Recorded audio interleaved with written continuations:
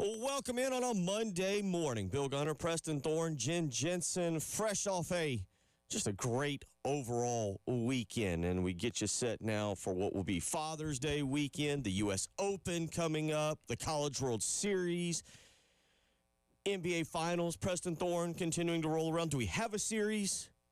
I think we're still on pace for exactly what we said. Okay. Pacers OKC in 5-ish. Yeah, I'm going 6. I think Okay. Indiana All gets right. 1 in Indiana. Okay, all right. That's how Halliburton Magic comes through, and they get 1. So I'm going 6 with you. Okay.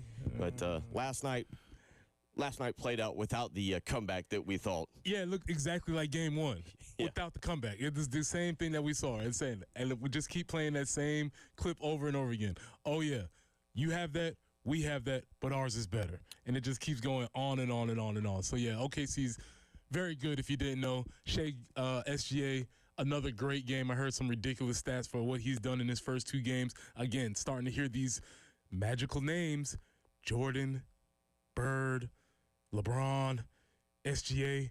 He's doing things in the finals that haven't been done in a long time. Yeah, he was really good last night. I think there was a shot in particular. They were up roughly 20, I believe, what it was, and he kind of drove left.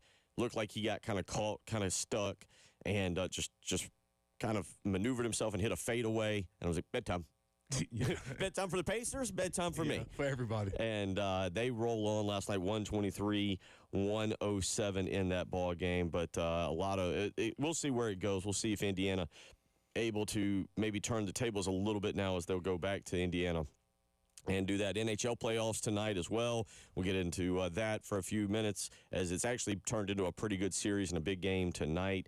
So a lot going on throughout the weekend, but it was the news on Friday, Preston, that has now altered the landscape. I don't know if people are being overly dramatic, if people have just been waiting for this and now we know it to be official and soon, but let's get into it. This is our most important thing of the day.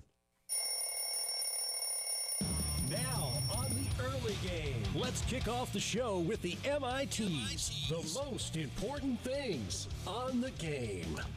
So the NCAA house settlement is officially upon us. We now know how it will play out. 10 years. It is spread over 10 years. It will start at $20.5 million that schools will be allowed to pay out however they see fit.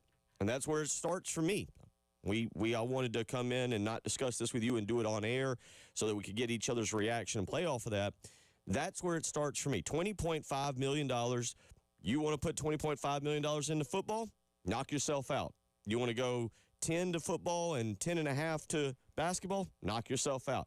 However you want to allocate $20.5 million, it is your opportunity. And that's up to $20.5 million. Not all schools may be able to match $20.5 million. It is going to change and alter the landscape of college athletics. Yeah, we are in a new era, completely new era. And because what you just said was that these schools are now paying the athletes. We've been in the NIL era for the past 4 years.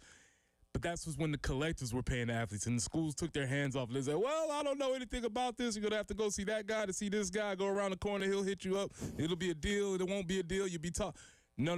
We're talking direct payment from institutions to athletes. We are in a new era. The idea of amateurism, the idea of student athlete, the idea of anything else that we were trying to run before, that's done. This is a new deal. This is a new day. So this is monumental. But the reason why you say it's not monumental, why it's kind of like, oh, okay, it's because we've been talking about it for a long time. And so we've been talking about it. We've been inching closer towards this, and now we are finally here. Again, the key things from this, if you were kind of out and you didn't listen to anything or read anything from the weekend, the schools now can pay up to $20.5 million. And again, I think that this all starts with, where do you allocate? Where do you find, or where does this money go? There's a lot of people who think 75% of this will go to the football team, 15% will go to the men's basketball team, as those are your top 2 revenue earners, and then you'll have 5% to women's basketball, and then 5% spread out through the rest of the schools. Now, maybe you don't see it that way. Maybe South Carolina sees it as 70% to football, 10% to women's basketball, men's basketball, and then say 5% to baseball, and then 5% to everything else. Softball, to equestrian, to men's and women's golf. You get the point, everything. So that's number one. Number two, another big part of this, NIL deals are now going to be really monitored. They're going to have to go through a clearinghouse for it to be approved. I don't know what this means, and I say that jokingly because now we just may go back to the old way of the old $100 handshake after the game, since you can't get the NIL deal for something that you weren't really doing anyway. Yeah, they're going to go through a clearinghouse called NIL Go, which is made by a consultant from Deloitte. If you know anything about Deloitte, the things they touch don't turn to gold. I'll say that. So we got another major consulting firm. They're in on this, and any deals above $600 will need to be, quote unquote, go through the clearinghouse. That is going to invite a lot of scrutiny. That's going to invite a lot more litigation, because who are you to tell me how much money I can make based on this fictional clearinghouse? Why can you tell me that my $600 deal is different than your $6,000 deal if somebody wants to pay me that? So look forward to more litigation with that. Yeah, I talked to a couple people about this over the weekend. I think the thing here is what it may seem like is that you're going to actually now have to enforce, oh, you're going to do this NIL deal? We better see some commercials from you. We better see some tweets. It's no longer just, yeah, let me sign with Bill's Plumbing Company, and he'll just give me $6,000, and I don't make any appearances. I don't put out any tweets. I don't do any representation, which we've seen plenty of. We've seen plenty of that. So I think that's where it may lead to, but I'm with you on this.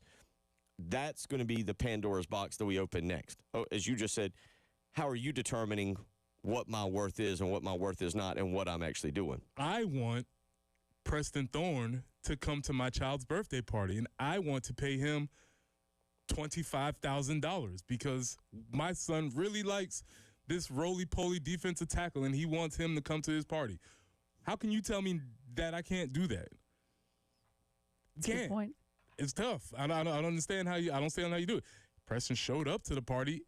He came. He blew balloons. He hit the piñata. Give him $25,000. That's where we may go back to the old system. Okay, here's your $600. Here's $24,400 in cash. Take that, and we will report the $600. We're joking a little bit about that, but this is going to be really, really interesting. By the way, it is expected to rise. The money over the next 10 years, it's 20.5 is the starting point. There's a really good article actually on ESPN about this because Alabama's a pretty strong athletic program, aren't they? Yeah, well, they operated in the black last year, or is it the red? Is the red? The red is the negative? Yeah, red, you don't want to bleed. Okay, all right, okay. $28 million deficit just last year. Now, they attributed 13 of that to something with Nick Saban's retirement. Listen, man, accountants, it's your time. Yes. Accountants, let's go. You want to make something that was red-black? You want to make something that was black-red? Find a way to do it, because a lot of these schools operate in the so-called red. Right. But why were they in the red? Was it because they put a slide in their training facility? Barbershop. Was it because they were serving filet mignon to the players? Who knows why they were in the red? So yes, let's. Hey, college sports. There's these things called budgets, and you're gonna have to adhere to one now. Which for a long time, especially since all of this money's been flowing in, you really haven't had to do that. So we'll get into a lot of this coming up in this particular hour. Jamie Bradford will join us as he does each and every week at 7:15 this morning. Also get into a little bit of baseball. Coastal Carolina advances. I was actually down in Myrtle Beach for this, and I was down in Myrtle Beach for the Carolina Country Music Festival.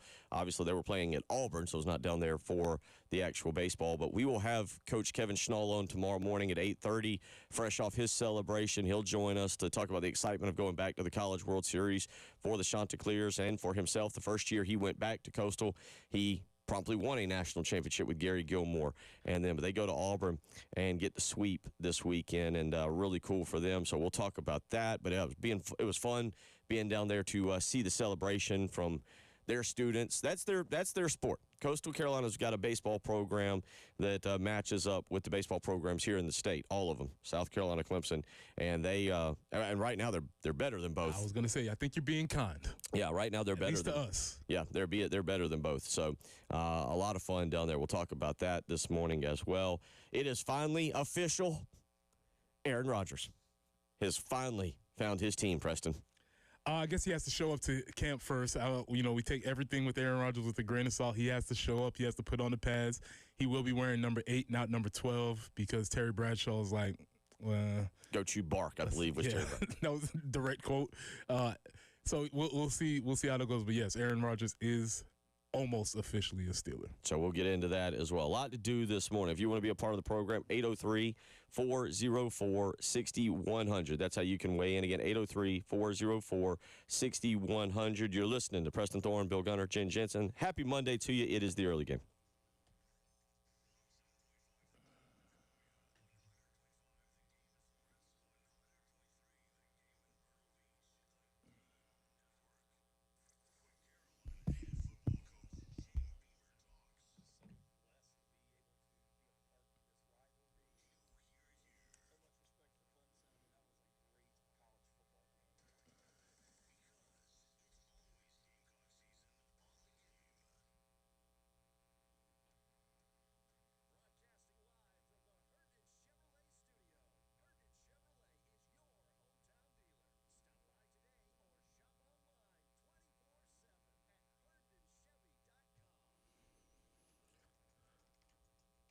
Preston here for our friends at Integrated Media. Listen, we've been trying to tell you all year that you need to get ready. Well, guess what? There's 83 days till kickoff. That means there is still time, but why wait? Why wait to get your outdoor setup ready so you can have outdoors with Samsung Terrace TVs that are waterproof, or Sonos outdoor speakers for TV and music so you can watch all your sports and listen to all your music. Wi-Fi that works indoors and outdoors. You can have your tablet, your phone, your TV, your computer. Have it all set up so that you can be outside watching all your games at one time. So call the folks at Integrated Media. So from home theater setup to adjusting your thermostat or monitoring your security systems from your cell phone, Integrated Media is the company that you need to call. So call Nathan and Michael at 803-948-8327. That's 803-948-8327. Or you can reach them online at integratedmediainc.com. That's online at integratedmediainc.com.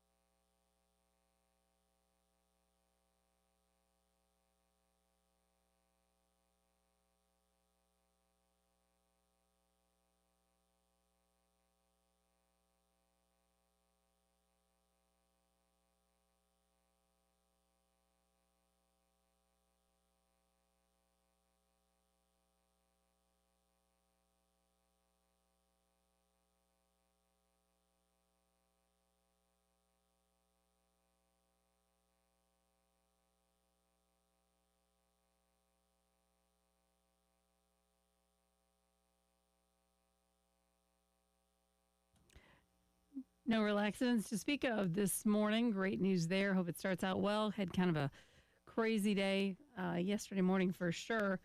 And we're looking for maybe some pop-up afternoon storms developing today. Chance for some severe storms in that. Again, just a chance of that, so be mindful.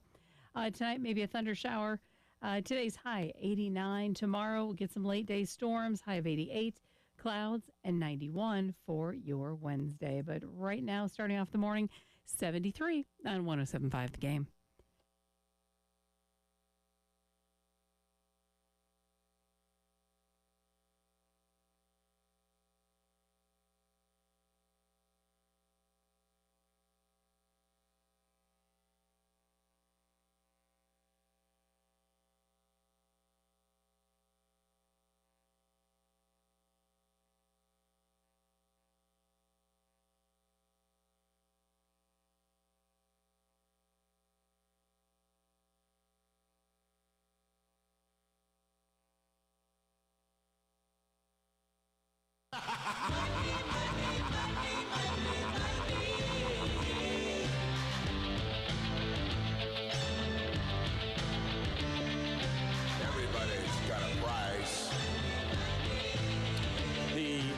Song for the NCAA or college athletes, not for athletic directors and the CPAs, but this is now what it will all be about in college athletics and how you manage your budget and where you allocate your money to. And from Jeremiah Donati to pretty much any other director, they wake up now. I don't know how they spent their Friday.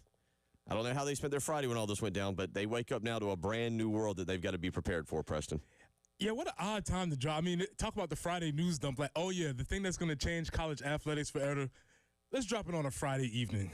And I was like, did that happen? I guess yeah, okay. I guess they wanted to get this, let's get this off the table before the weekend. And the judge was like, hey, let's just sign it. Let's get it done. So, yes, it seemed like odd timing for something that's been in the mix for so long. It couldn't be about midweek or something because, again, people in this profession need to come up with stuff to talk about. So midweek would have been great. It would have been great, yeah. They dropped it on a Friday, and you were left to figure out what was going on. But, yes, I'm assuming that all the athletic directors were expecting. In fact, Donati put out a ready-made quote with graphics and all that. He was ready for it. So they were ready for it. Let's discuss it a little bit. 803-404-6100 out to the phone lines we go. Hank wants to weigh in this morning. Hank, how you doing? What's on your mind?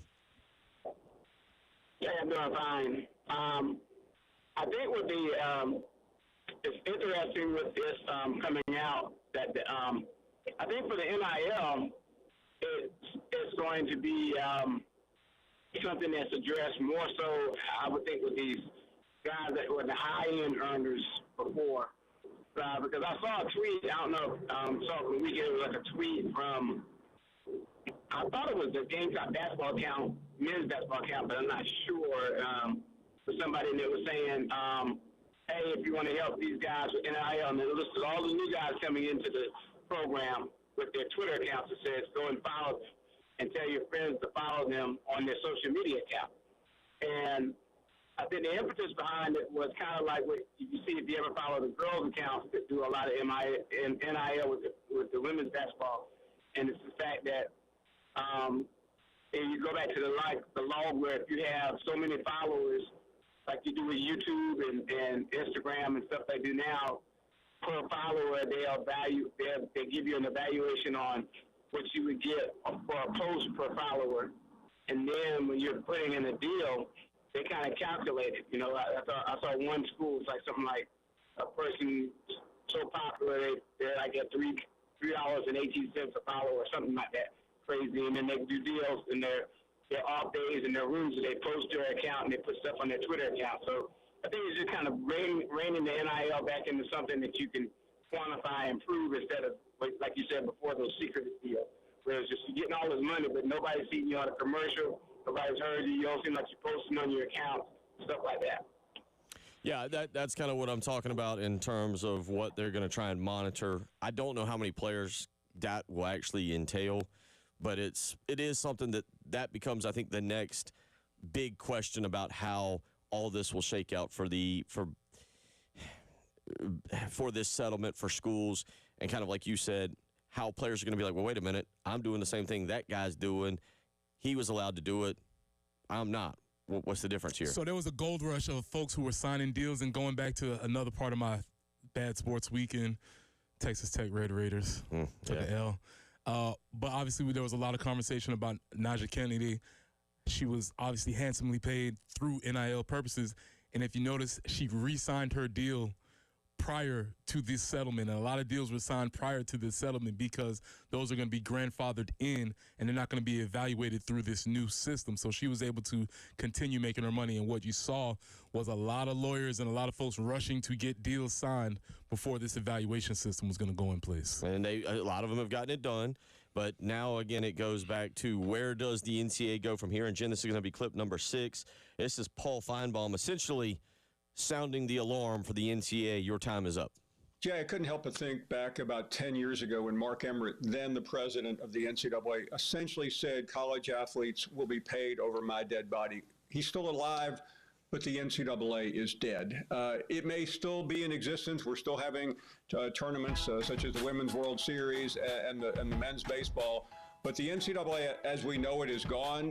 They literally have no jurisdiction whatsoever other than to be tournament directors. And this was supposed to level the playing field. Everybody pays the same into the kitty and then divvies it up. But it will do anything but. The big will get bigger, and the small schools will simply slip away, other than maybe in basketball-only conferences that can use all that money for basketball, as opposed to like at Alabama and Georgia and Ohio State, where they have to split up $20.5 million. And, Preston, that's going to be the big thing there, is what he's saying. So, essentially, in a way, we're going to look at each school now and go, what is most important to you? What do you find valuable? Hey, North Carolina, we know that you got Bill Belichick and that you're proud of your football program, but we know you live and die with your basketball program. What are you going to do? How are you going to handle this? You look around and you're going to look at someone kind of like in Alabama, who just had a Final Four team in 2024. We know what they're all about in football. And we're going to go, okay, are you about to – by the way, they've won multiple other championships and stuff over the last several years. They're going to go, all right, Alabama, are you willing to sacrifice some pretty good golf teams to be competitive with that? And then, that again, it'll circle back to what everybody's doing. But where are you going to allocate your money now? I go back to my magic word again, a budget. This is how the world works. This is how businesses work, and these institutions have been masking themselves as businesses when they have not had to operate as business because they have not had the main cost of a business, which is labor. They have not had to directly pay labor throughout the time. Yes, they've had expenditures, and they've had things that they had to account for, but as a business, one of your main expenses is labor. They have not had to do that, and so you can tell a lot by a person. All you have to do is look at their calendar and their budget. And you can figure out, hey, this thing is important to them. This thing is not important to them. Welcome to the world. Right. And so the big thing, though, about the budget is that's going to be pretty easy because it's not based on, how much revenue are you making compared to how much Jen's making compared to how much I'm making. So you're not comparing. We all know it's $20.5 million. The question becomes, what are you going to value here? What is your fan base value here? Which coach do you value here? You know, that could open the door for a lot of things. He mentioned, Paul Feinbaum just mentioned there, something that I do think maybe changes the game of college basketball. The Big East. Jen, you're going to have $20.5 million for Butler. I don't know enough. Does Butler, I think, has an FCS football team? Is that right? Yeah. I wouldn't spend any money on them, but, you know. There you go. I'm not what you're saying is being honest, though. Mm-hmm. Butler right now, Seton Hall, Villanova, $20.5 million. If you've got it, remember, you don't have to spend it. You can be cheap. You can be like, well, we're only going to spend 10. But then who you are. But Butler could say, well, we're going to spend $10 million all on our basketball program, and now you're way ahead of a lot of other teams. Absolutely. If I was going to school as a Butler Bulldog football player, you think I don't know what my pecking order is? You think I can't see that? Well, they're an FCS, so they're not going to be surprised by the fact that they're not getting more money spent on them. I don't think that's going to be a surprise to anybody on campus. That's not what it's about. It's about, like, now you look at a school like, say, South Carolina, or you look at a school, let's use North Carolina again for as an example. You want to go and look at Alabama or Auburn. Butler now can spend $15 million if they want on basketball.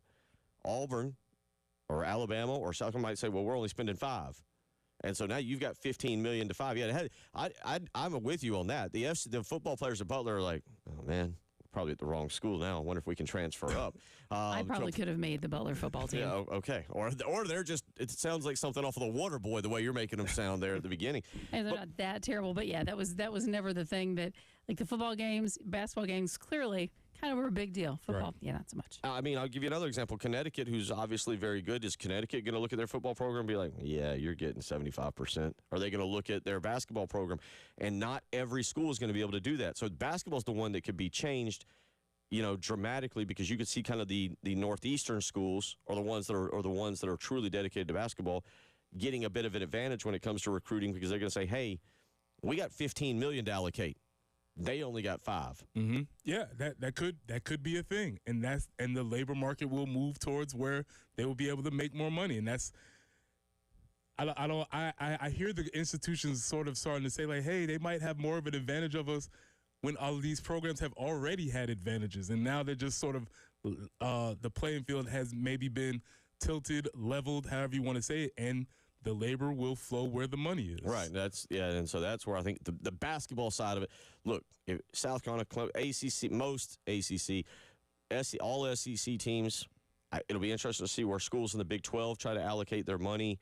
Because again, if you go by what some people are saying, you go, all right, with $20 million, and you're saying, well, we're going to put 75% into football. Well, there goes $15 million. Now you got $5.5 million left to go. All right, men's basketball, you get 10%. All right, well, there goes, there's that. And then women's basketball, here's what you get. But here's the biggest issue in me with this concept is that you can't tell rich people how to spend their money. And so when they get to this number of 20.5, when is the school going to be like, hey, why are you telling me how much money I can spend? These schools are not partners. They're not in a league. They have no real agreement to work with each other. So when there's going to be a school, Ohio State, maybe a schools with a bigger budget, say, hey, just because those broke boys can only spend 20, we can spend 40. Why are you stopping me? And this will go back to litigation again. Probably so at some point, but it will be after 10 years with this contract at this point. I don't know about that. I don't know about that. But it's the 20.5. I mean, that was kind of, you're right. But Ohio State, but then others, every school. It's not a matter of how much they spend. It's finding the revenue to spend, kind of like you said with a budget. Alabama in this situation, again, operating with a negative budget last year. Alabama might be like, you want to knock this thing down to 10.5? Because you might have to cut some programs. You're going to have to find ways to get to that, to make that budget fit, and we'll kind of continue to see how that works out. We'll continue talking about that. 803-404-6100. Recruiting weekend for the Gamecocks? Big recruiting weekend. I'm seeing pictures. Old school recruiting is back. Pictures, posts. I like it. We will get into a little bit of that. Some big commitments for the Gamecocks. You're listening to Preston Thorne, Bill Gunner, Jen Jensen. It is the early game.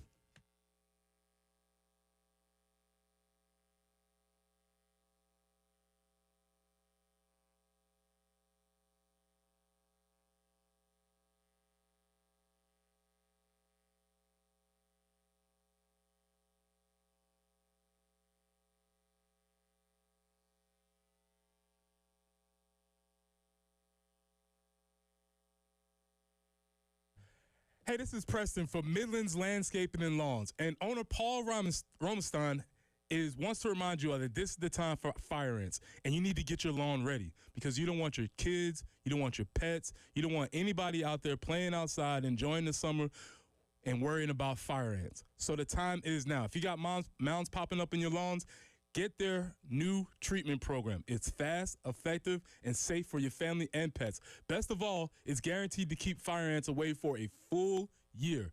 Don't wait until someone gets bit. Let's take care of those fire ants now before they take over. Call Midlands Landscaping and Lawns, your local trusted professionals, or visit midlandslandscape.com. Give them a call at 803-356-8080. That's 803-356-8080.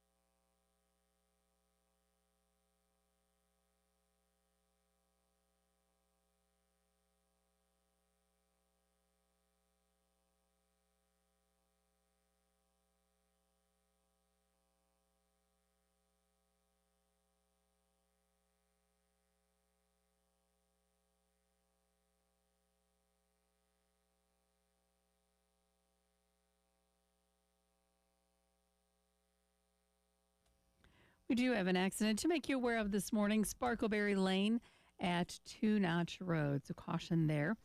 We're going to see some afternoon thunderstorms possible developing about mid-afternoon. Some have the potential to be a little heavier. Today's high 89, maybe some thunder showers tonight. Overnight low of 71. Some late day storms again tomorrow, 88 for the high. Tomorrow, or on, Wednesday, looks like we'll see some clouds and 91 for the high before returning to that kind of isolated thunderstorm pattern for the remainder of the week. But right now, starting off the morning at 73 on 107.5 The Game.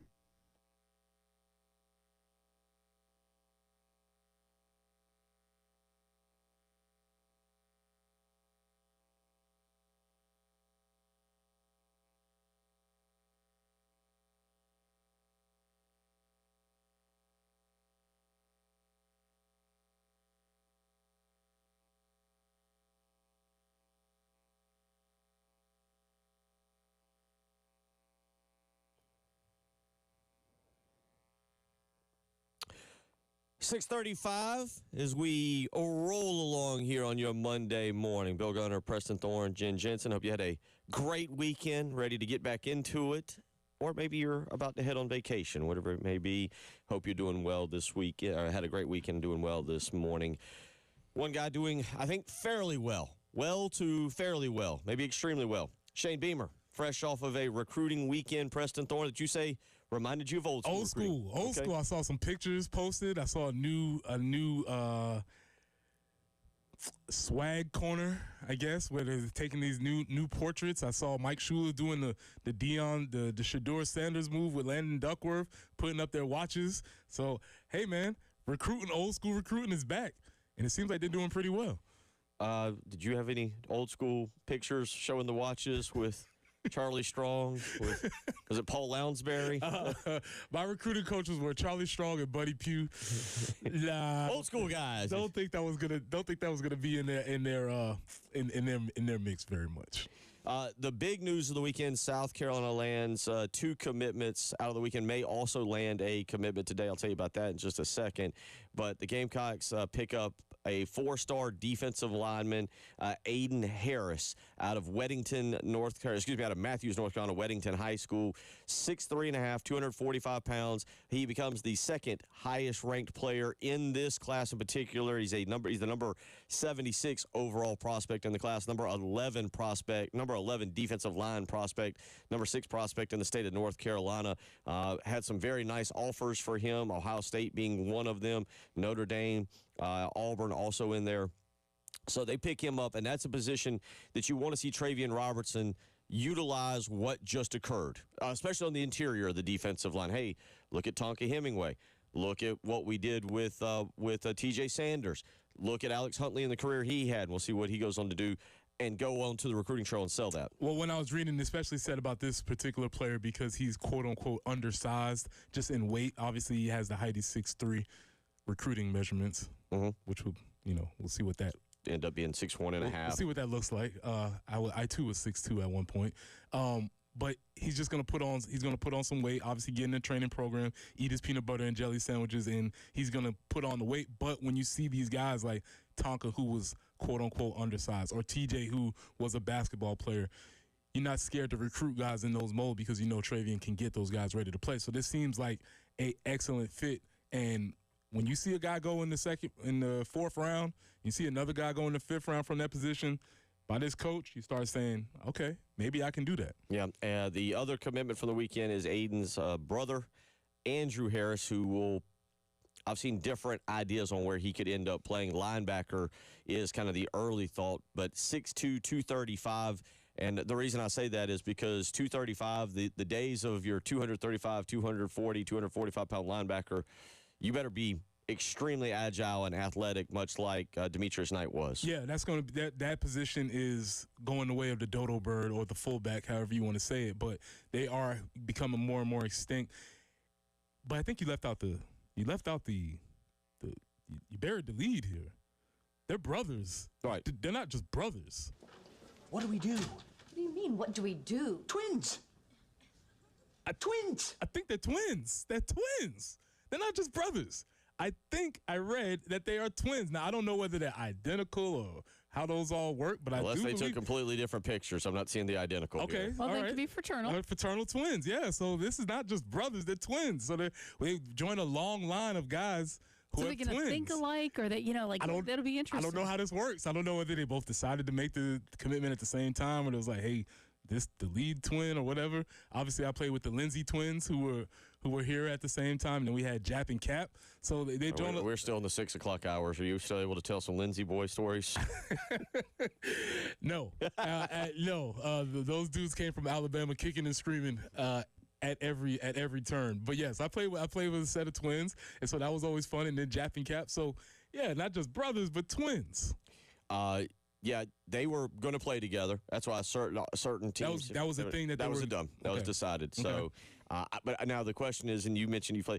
No, I don't know. I really, truthfully, I know a couple sets of twins, but I don't know if there's one twin in this decision-making process who's got a little more dominance than the other. Like, hey, this is what we're doing. Well, here's where the dominance comes in.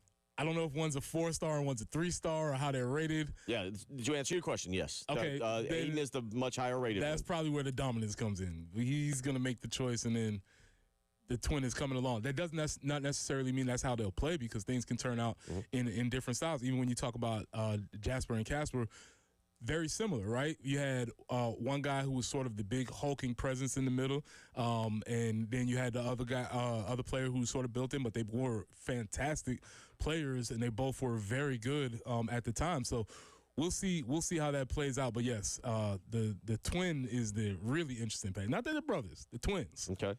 Today, South Carolina could be in. Good catch, Jen. South Carolina could be in position to land another key prospect, KJ Johnson, a 6'2", 175-pound safety out of Birmingham, Alabama, is set to make his decision between South Carolina, Mississippi, Mississippi State, and West Virginia. I believe he was in town. I'm fairly certain he was in town. If it wasn't this past weekend, it was last weekend. But according to Hal McGranahan, he will make his decision sometime around 11 o'clock this morning. He is currently the number 59 overall cornerback in the country and has a 3-star rating. So South Carolina will see if they're able to pluck one away from old Lane Kiffin in Mississippi, who appears to be his top 2. Okay, that makes sense. I did see over the weekend Lane Kiffin playing a celebrity softball game, striking out. So I don't know that that's a metaphor for what he's going to be doing with this recruiting class. I'd also like to state this. When I was teaching, I taught a set of twins. They were identical twins, and I've always wanted to get this off my chest. The parents named them Jamal and Jamar.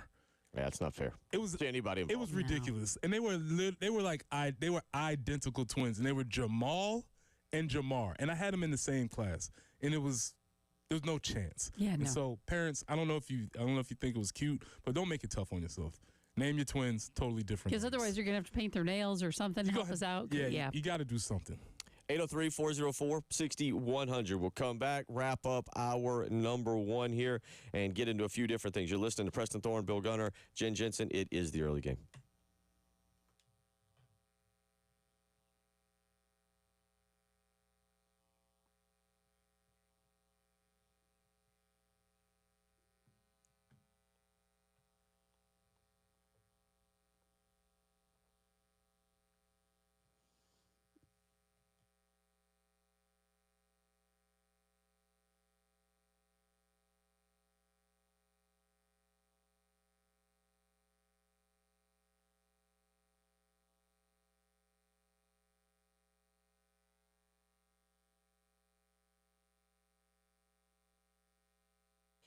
Bill Gunner for Zerorez Carpet and Air Duct Cleaning. It is time for the summer, and is your home ready to deal with the kids being around a little more frequently, from them going inside and outside, maybe the pets even enjoying the summer? Guess what? With Zerorez and their patented ZR water technology that does not leave behind a sticky, soapy residue, no harsh chemicals, you can feel comfortable with the kids laying on the floor this summer, watching movies, watching TV, playing around, rolling around, and the pets doing it as well. You just need to give a phone call today and take advantage of their summer sale. Mention me, Bill Gunner, at 107.5 The Game, and you will get 15% off all cleaning services. You heard that right, 15% off all cleaning services, carpets, air ducts, area rugs, and more. Just mention me, Bill Gunner, at 107.5 The Game when you give them a phone call. 803-262-4020. Book online, ZerorezColumbia.com. Zerorez, spell it backwards or forwards. It's the right way to clean.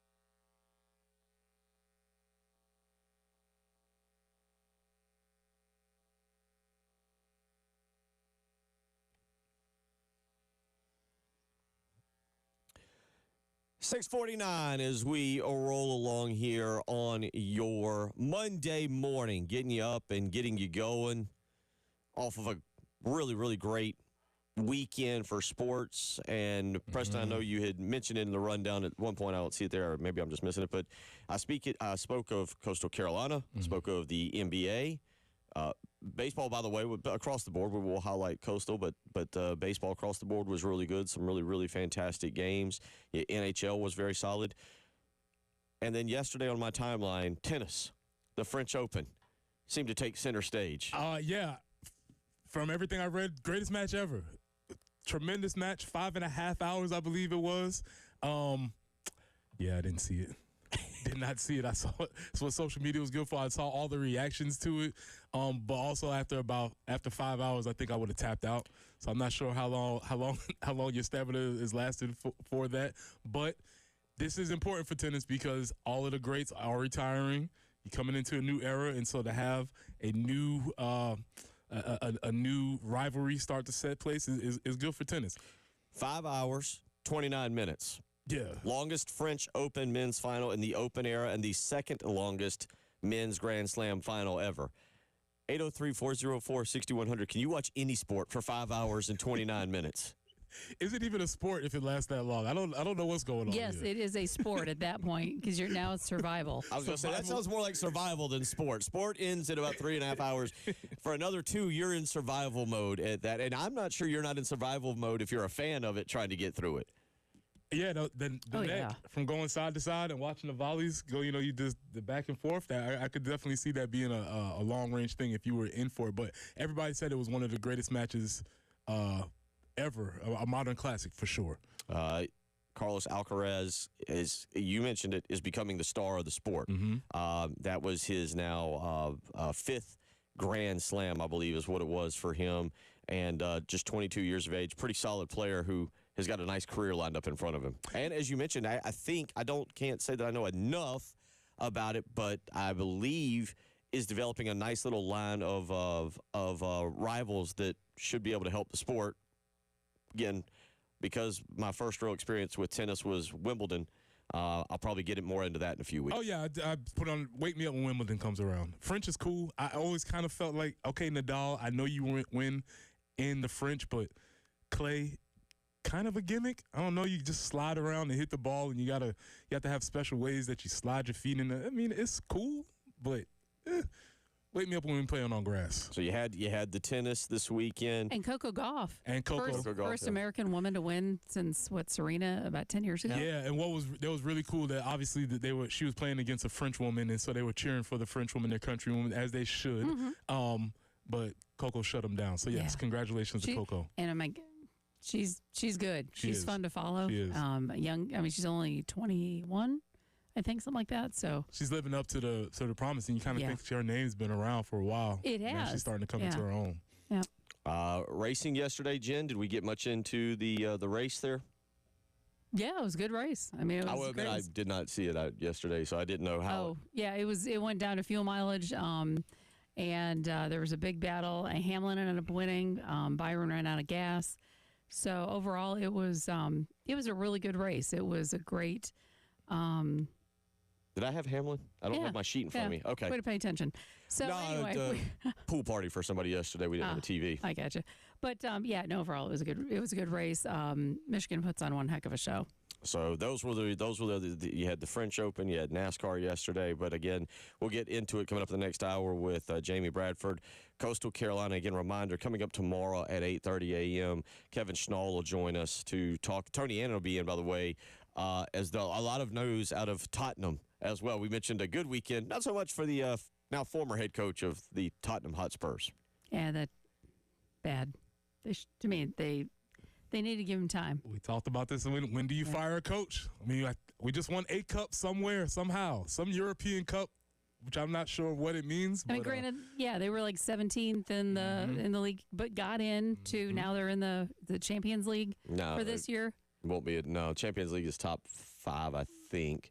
I thought it was top 4. Or Premier League, whatever they've gotten into whatever because of winning that last tournament.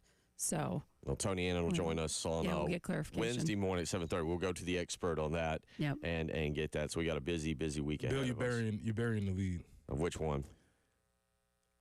Stallion down. Oh, I did not see this. Stallion down. Stallion down. The Stallions dynasty down. has come to an abrupt conclusion. No. It's just a pause in our dominance of the UFL. Well, what happened? We lost to the Michigan Panthers. It happens. Listen, man, we were playing. We were on our fourth-string quarterback. We knew it was going to be difficult this year. We were trying to pull out a miracle. Didn't work. But like many dynasties, we will be back next year. Stallion up. All right. So, boy, I did miss that one. That was It's a tough weekend for your boy. Pacers lost. Texas Tech lost. Stallion down.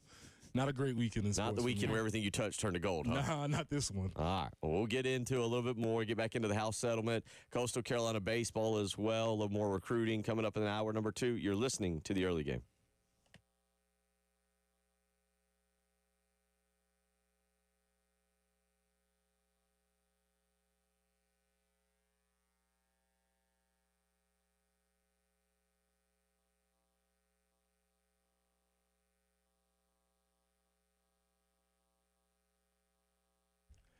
Press here for our friends at Absolute Glass, the premier glass company of the Midlands, offering auto, home, and business glass repair. So if your glass is damaged, shattered, cracked, or broken, they can handle the job. Cracked windshield? No problem.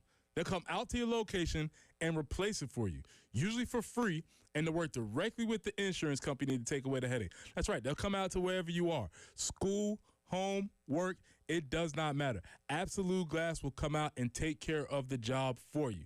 Now, if you're at home, you're looking to increase the value of your home, you can do that with new windows and mirrors, and Absolute Glass will take care of that for you too. Windows, mirrors, shower enclosures. Say it all the time. If you can see through it, Ray and Marianne at Absolute Glass can do it. So check them out online at AbsoluteGlassInc.com. That's online at AbsoluteGlassInc.com.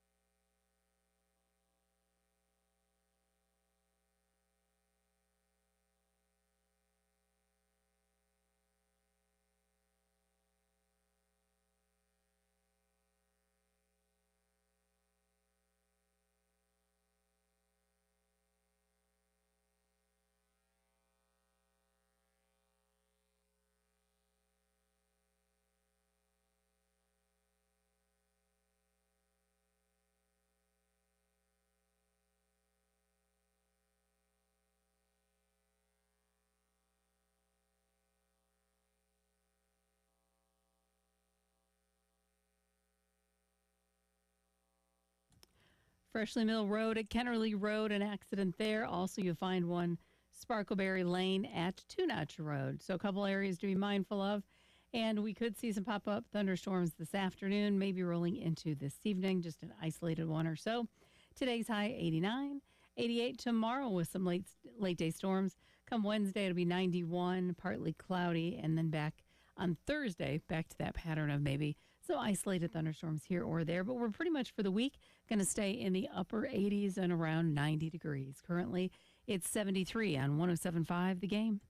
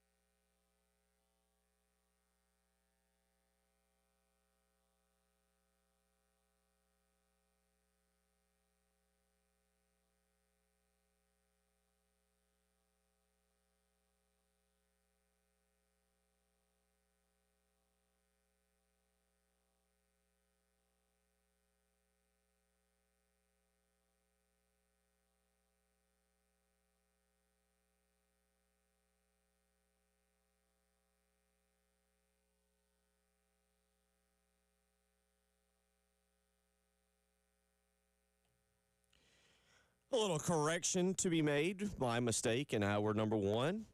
Not to be a shock, though, here. Jen is correct. I did not know this. Walt weighs in. Tottenham qualified for the Champions League by winning the Europa League title. Typically, 1 through 4 from the Premier League who qualify, but the Spurs winning Europa League automatically qualified them, even with finishing 17th. Good call. I thought that was correct. All right. Good job. So, Tottenham fans, do I need to be outraged that he got fired, or did he do it at the right time? I just tell me how I'm supposed to feel. I don't know how I'm supposed to feel here. Let me call Trent in on this one. That's the only reason I know about this is because he's a big Tottenham fan. Tell Trent to get at me and let me know. Tell me how I should feel. We're gonna get you some advice this week. Again, Tony Annan will be in. I'll feel however we need to feel, but just let me know how I'm supposed to feel about this. I think Coach Annan really liked Ange. I believe is it Ange or Ainge? Ange. I believe it's Eng. Sacked him. We'll I kind of checked out of the. That's an odd thing because of how you can win the league title so early, and make almost that month of May kind of irrelevant. But all right, so congratulations to your Tottenham Hotspurs for winning Europa League and being in the Champions League, and now trying to find a new manager. Like Tom Thibodeau, man. Yeah, exactly. Well, Tom Tibbs. Well, I hope they don't call Tony. You know, he's ours, so I don't want Tottenham to. Think they can, stick their toe in Columbia. So there you go. Jen got that. Jen was 100% on it. So Tottenham in the Champions League. And we'll get more again on that on Wednesday with Tony Annan. Tomorrow it'll be Coach Kevin Schnall. And that's one of the things we've talked about, seeing Coastal kind of make a run through now the college, through the NCAA baseball tournament, defending home field and their regional, getting in a little brouhaha with Florida, and then going on down to Auburn this past weekend and being able to sweep the Tigers in 2 straight games. Yeah, and not a surprise. Not a surprise, not an upset, not a Cinderella story. This is something that they were supposed to have done, and this is something that, not that they were supposed to have done, but that is not unexpected from this team and this program as we look at it. I know they're kind of getting painted as the little guy, but when you look at the numbers, maybe Coastal is who we think we were. As far as, South Carolina. Coastal is who South Carolina thinks they are. Okay. As far as playing especially since 2016, since they went to that last World Series, they're going back again, and we're still wandering in the wilderness. So, we will we'll talk with Kevin Schnall tomorrow. We'll follow them through the week and get ready for the College World Series, and wishing them the absolute best of luck down there. It's going to be a really fun trip out there. I know some Coastal people already plotting to head out there and support the team. So that was a couple of things. Also last night, Oklahoma City, they kind of dominate. This is what I think we discussed and we thought would happen, and then you watched game one and it was kind of going in that direction, and then out of nowhere, Tyrese Halliburton makes a bunch of shots, hits a game winner, and Indiana took the series 1-0. Last night, Oklahoma City's like, no, we're not going to allow you to do this at the very end. Yeah, it was the same. It was almost the exact same game except for the fourth quarter comeback. It just did not happen. Halliburton did not. I don't know if he didn't get the memo. Hey, Tyrese, you can score in other quarters besides the fourth quarter. That's true. He had five through the first 3 quarters. 5 through the first 3 and then 12 in the fourth, but it was a little bit too late then, my brother. So we don't need heroics in the fourth quarter. We need you to do some stuff early. But this guy, SGA, has proven why he's the MVP. It's a great team around him, great atmosphere. It's really, really a good situation there. I am still cheering for my Pacers, but it looks bleak. So you had that from the weekend. Also, we'll do this more on Thursday. When we last left you, the Braves were starting to teeter out of control. I believe we played a clip. For what did we play a clip from? I don't remember, but it basically said that if the bottom fell out for the Braves, look out, the bottom's falling out. 7 straight losses now. Yeah, when you're riding your bike down a hill and it's getting a little wobbly and you're getting a little nervous and it's like whoa, whoa, whoa, whoa. That's where we are right now. Spencer Strider 0-5. Braves have now also, by the way, lost 5 straight games by 1 run. Yes, this is not the kind of run you want to be in. They're 27-37, and are moving toward. Well, here's the deal. They tried to blame that on the third base coach. They sent him back to AAA. It's like, hey, you're the reason why. Well, wait a minute. Apparently, it's something over there in the third base area. Because remember, a few weeks ago they blamed it on the grounds crew at third base. Then they just looked to the left and it was like, well, that didn't work. Blame the third base coach now. Freddie, you're up next. So we'll see how this goes. But yeah, they lost another 1-run game. So my guy from Tuiasosopo's from AAA is like, interesting. Braves now 14 back of the Mets. For the record, 14 back of the division-leading Mets, 9.5 back of the Phillies. Yeah. Remember 2021. It can still happen. That's our mantra until it can't. That's an old Gamecock Larry-ism. Chicago Cubs, by the way, 40-25 and 4 up on the Cardinals. So Jen's Cubs continue to fly the W. Yeah, got to do a little bit better against the over 500 teams. We've lost 2 to Detroit, but that's right. Well, Detroit, as we said last week, is the best team in the league right now. And who would have thought? Yeah. So we'll do that. But the most important thing of the day here has been the NCAA House settlement. We've been talking about it. Preston, as a former athlete, your opinion now of players getting paid. Good? You like it? You think about your time there? Are they not going far enough back to pay you back? I saw that. I was like, back payment from going back to when? Okay, not quite. All right, not going to quite make it to me. Listen, man. I am for this 100%. I don't know if people really. Yes, there's an idea of things have changed drastically since I played. Obviously, one of the big drastic changes was the concept of how much money has been poured into college sports through TV contracts, through rights deals, through all of these different types of concepts. And it just got to the point where it was like, yes, I know they are providing an opportunity for the athletes to get an education without having to pay for it in their own pockets, using their own labor to use that. Yes, that is good, but that does not equal to the amount of revenue that they are participating in bringing in. Something had to change. There's been a long time before we could get here. There were many stops along the way when the NCAA could have done something. They elected to bury their head in the sand, and so now we're here. So yes, I am for athletes participating in revenue sharing. 803-404-6100. We'll get more into that with Jamie Bradford coming up this hour. Specifically, I think how he sees, we're going to take it to the area he likes, because the question is, how does South Carolina and Clemson and every other school, but how do they allocate their money? Well, at South Carolina's always been big in baseball. They expect to be good. Well, that means you're going to have to put some more money into it maybe than some of the other schools to attract some of the best athletes. But then that means you're taking away from football or men's basketball or women's basketball to help cover baseball. So we'll talk with Jamie Bradford a little bit of that. Also get his thoughts on Coastal Carolina and their run and where we stand now heading into the College World Series. Coastal and Arizona, the last team South Carolina saw in Omaha. We will discuss that a little bit with Jamie Bradford coming up this hour. 803-404-6100. You're listening to Preston Thorne, Bill Gunner, Jen Jensen. It is the early game.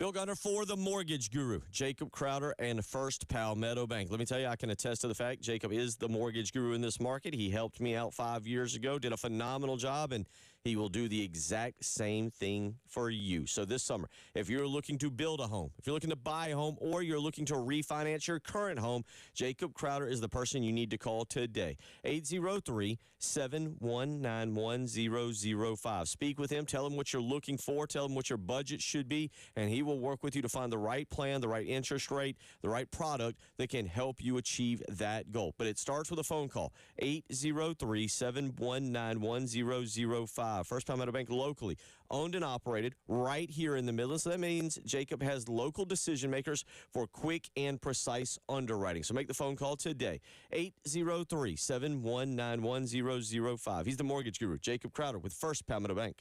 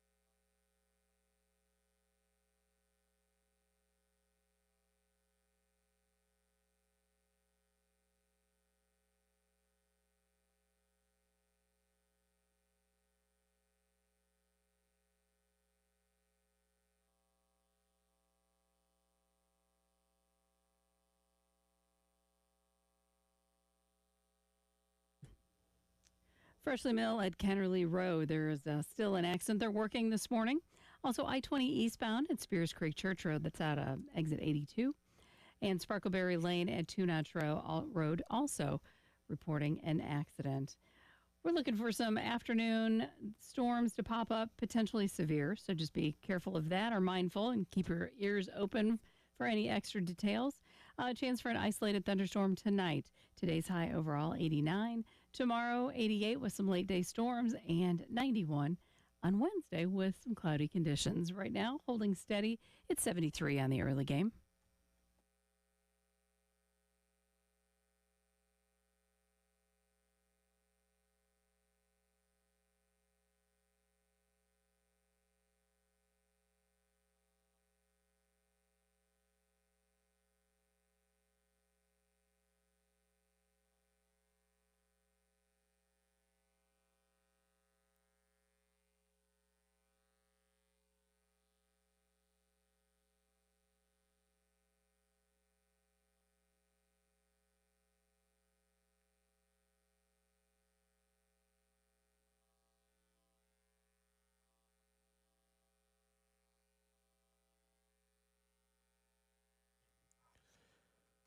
7:14 on a Monday morning. Bill Gunner, Preston Thorne, Jen Jensen, joined momentarily by Jamie Bradford, who joins us each and every Monday, fresh off of, again, an interesting sports weekend. Sorry, I forgot to mention again in that last segment, Birmingham Stallions. Not going to four-peat. Yeah, again, listen to yourself. Not going to four-peat. We've dominated this league for 3 years. And when you hear about dynasties like the Spurs or the Patriots, you always hear them talk about they've won 5 out of the last 7 championships. This happens in dynasties. So, the biggest dynasty everybody talks about, the Chicago Bulls. Yes, they won 6, but there was a little bit of a break in between those three-peats, right? So this is just our first of our three-peats, the middle of our break. We're about to go on another run next year. We'll be back. Stallion up. There you go. And joining us now to talk about a run, not that one, Jamie Bradford from Inside the Gamecocks. And, Jamie, welcome in. We don't have a great question to start you off with this morning, and we thoroughly apologize. Well, I'm very thankful that you don't. So let's get this party started on the right way. Yeah, let's. Well, this past weekend, I was in Myrtle Beach, just coincidence, but for the Carolina Country Music Festival. But obviously, Myrtle Beach, Conway, everybody was fully involved with. I got a question. No, we can't start it off like that. Jelly Roll, yes or no? Yes. I'm asking Jamie. So my answer is kind of complicated on this. I love his story. Don't care for his music. Solid answer. Okay. He was great, man. He was fantastic on Saturday. Laney Wilson was great. Chase Rice, there's still some guy who sang a bunch of songs that I didn't know who he was, but I knew all of his songs. Our boys from Lexington, Cody and Rutt, tore it up. They were absolutely phenomenal. So it was a great weekend down there. That's actually just speaking real quick. If you like music, if you like festivals, go. It is an absolutely great event to go to. A lot of great music, a great little scene. So it was absolutely fantastic. And yes, Jen, kudos to Jelly Roll. He put on the Coastal Carolina gear and represented them well as also. So it was a really, really fun time. Didn't stay down for last night with Brantley Gilbert and Kid Rock, but no, it was a absolutely great event.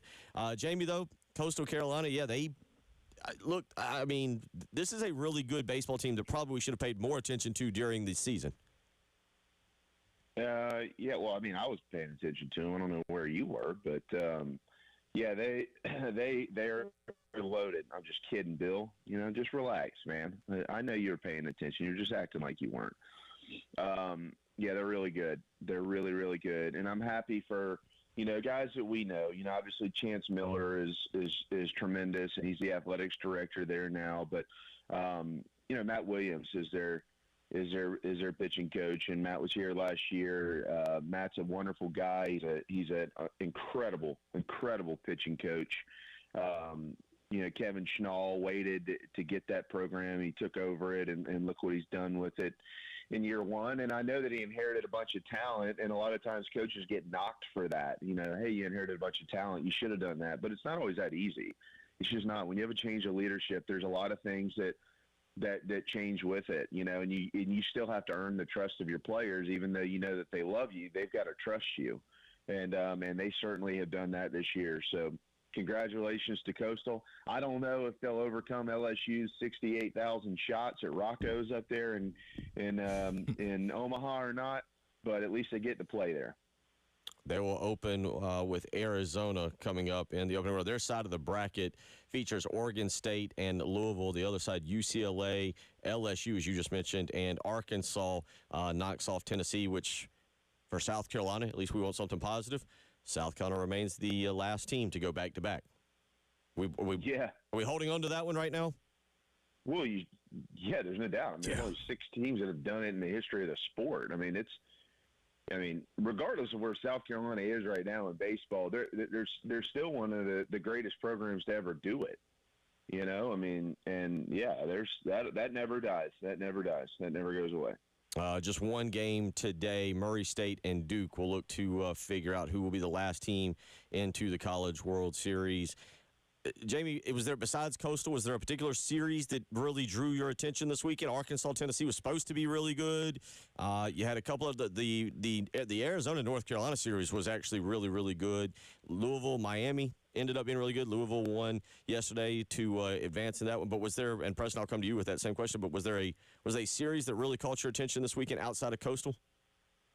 Yeah, well, I mean, clearly we were paying attention to what was going on in Fayetteville. I mean, I've thought for 3 months now that Arkansas is the best team in the country, and they've been my pick to win this whole deal for quite some time. But I was curious about Louisville. I thought Louisville had a good chance last weekend going into Nashville because a bunch of stuff, and they did. They got out of there, and then they had a chance to have that ACC super up there, and I've known Dan McDonnell for years, and really truly respect him as a person, as a coach. He's incredible at a school that they were awful before he got there, and quite frankly, they don't really give him a ton of support, and the dude just keeps winning. Now they haven't had a ton of success over the years in Omaha. I think this is his 6th trip, I believe, and maybe only once or twice in those previous 5 have they won a game.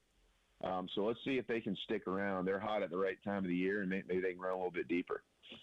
Preston, was there a series that kind of you gravitated toward a little bit more? Well, everything I was reading was that the Arkansas-Tennessee series was a referendum on college baseball, like the good guys versus the bad guys, or the right way versus the new way, or situations like that. And obviously Arkansas won, and Tony Vitello and David Horn, they talked after, and so it wasn't really between them two, but it just seemed like, and Jamie, let me know if I'm right on this one, it just seems like there was sort of an eye watching on which style would prevail between these two. Yeah, I mean, Tennessee's kind of the new thing. You know, it's fun, and they have a bunch of players, and it's a spicy place to play baseball. Obviously, that starts with their head coach, and yeah, there's no doubt. And Arkansas has kind of been steady Eddie. I mean, you can make the argument that for the last, probably 15 plus years, that Arkansas actually has been the most consistent baseball program, not only in the SEC but in the country. I mean, go look at what Dave Van Horn has done since like 2007. I mean, it's pretty remarkable, and it's really even more remarkable that they haven't won this thing. Now, they're a pop-up short of what happened a few years back. Poor second baseman didn't catch that pop-up, man, of losing the series. But aside from that, I mean, I could think of multiple years where I thought they had a chance to win the whole thing, and they didn't do it. But maybe this is their year, and Arkansas is kind of the classic case of how you do this. I mean, they and that's one of the things where South Carolina needs to get back to. Like, they have built from the inside out, and they've plugged the holes in the portal. They're not flipping their roster every year and building a team each season. They've got a program, and so they bring these guys along. They develop from within. And then when they're a little deficient going into a year, 1 year, they go to the portal. And some years they have to find a few more guys than they'd like, but they'll do it. And but they still maintain who they are. They're still Arkansas. This is our brand. This is what we're going to do. And then this year he went out and got a little bit more offensive. That's been kind of their bugaboo. They've been able to pitch and play defense, but they haven't consistently been able to swing it. Well, that's not the case this year. They certainly can hit as well as anybody out there, and they're the most complete team in Omaha. So you're right. You've been adamant for a while now about Arkansas being the best team in the country. You got a team that you would look at to challenge them that's in this thing? Yeah, LSU and Arkansas are going to play. You don't. LSU in the postseason, you just don't ever know. But I'll tell you what. Keep an eye on Oregon State, man. Keep an eye on Oregon State. Like they don't get a lot of play around here because they're on the other side of the universe. But really? That is a really, really, really good baseball team. So keep an eye on those guys. I believe they were one. You mentioned the 6 teams to go back to back. I believe Oregon State is one of those in the mid 2000s. 7-8. 7-8. They did it in 06, 07. Okay. 06, 07. Fresno State won in 08. There you go. Real quick, I ask both of you, Jamie. You get more in. I get into the NCAA basketball tournament. Obviously, this is your passion. Preston's heard me go on my rant about at this time of the year, or when you get to the Final Four, I want the big names. I want the big guys in it. Now I love Coastal. I'm glad they're in it. So I'm thrilled. Although I think they're a big name in college baseball. They've won a national championship within the last decade. But we get a text in and it says, "Good morning. We'd love to see a small school like Murray State win it all." Preston, I'll start with you. Small schools in the NCAA College World Series? In the dance, yes. Not in Omaha? Nah, I don't know. I mean, I'm all for Coastal, but again, I'm not sure you can label Coastal a small school anymore. Jamie, small schools like Murray State. Yeah, I think if you have one or two, you're in a good spot there because you still have brands, but you also have the David and Goliath. You know what I'm saying? Now, if you have like half of the field, it becomes probably a little bit less interesting to some people. But if you've got David in there or a couple of Davids, I think it kind of brings it all together a little bit more because you're still going to get Arkansas and Tennessee and LSU, man. Like you're going to get like big time atmospheres and big time opponents, and then you're going to get Murray State, and you're like, can they really do this? Like I think it adds to the intrigue. I understand why people don't want to see it. I think you don't want to see too much of it. But if you got a little bit of flavor in there, I think that's good for it. And this will all get going on Friday at 2 o'clock. We'll be able to know more about it after tomorrow when Murray State or Duke wrap things up tonight. That game will actually be at 7 o'clock if you want to get into it tonight. It's been fun. I didn't think I would be that invested in it, Preston, and we kind of talked about it. But this weekend I watched a lot more than I kind of anticipated. And what was your main takeaways when you was watching it? Did you enjoy the gameplay? Did you enjoy the atmosphere? What was your main takeaways from watching it? This is fun. I miss this. Yeah. That's pretty much what it was. This is fun. I really enjoyed this. Yeah, it was kind of like we were sitting. I mean, you had the crowd, and like I said, because of the festival, you had other sports fans there, so it wasn't just all Coastal. So there were some North Carolina fans there. Seeing their disappointment, they had come down. Seeing their disappointment was kind of interesting. You had a few other fan bases. Obviously, again, there was a lot of Louisville fan bases, but you had some Tennessee fans there too. Seeing their disappointment was kind of nice. Nobody from Oregon State that I saw of, by the way, as you mentioned, the other side of the country. But it was really cool, and it was my big takeaway was, remember when this used to be? We were in it, and it was fun. And Coastal being in it was a lot of fun. 803-404-6100. We'll come back. Jamie, we're going to get into this House settlement a little bit with you and get your opinion on where South Carolina may be allocating their money and what they can do to help their baseball program through the House settlement and the $20.5 million. We'll discuss that with Jamie Bradford when we return. You're listening to The Early Game.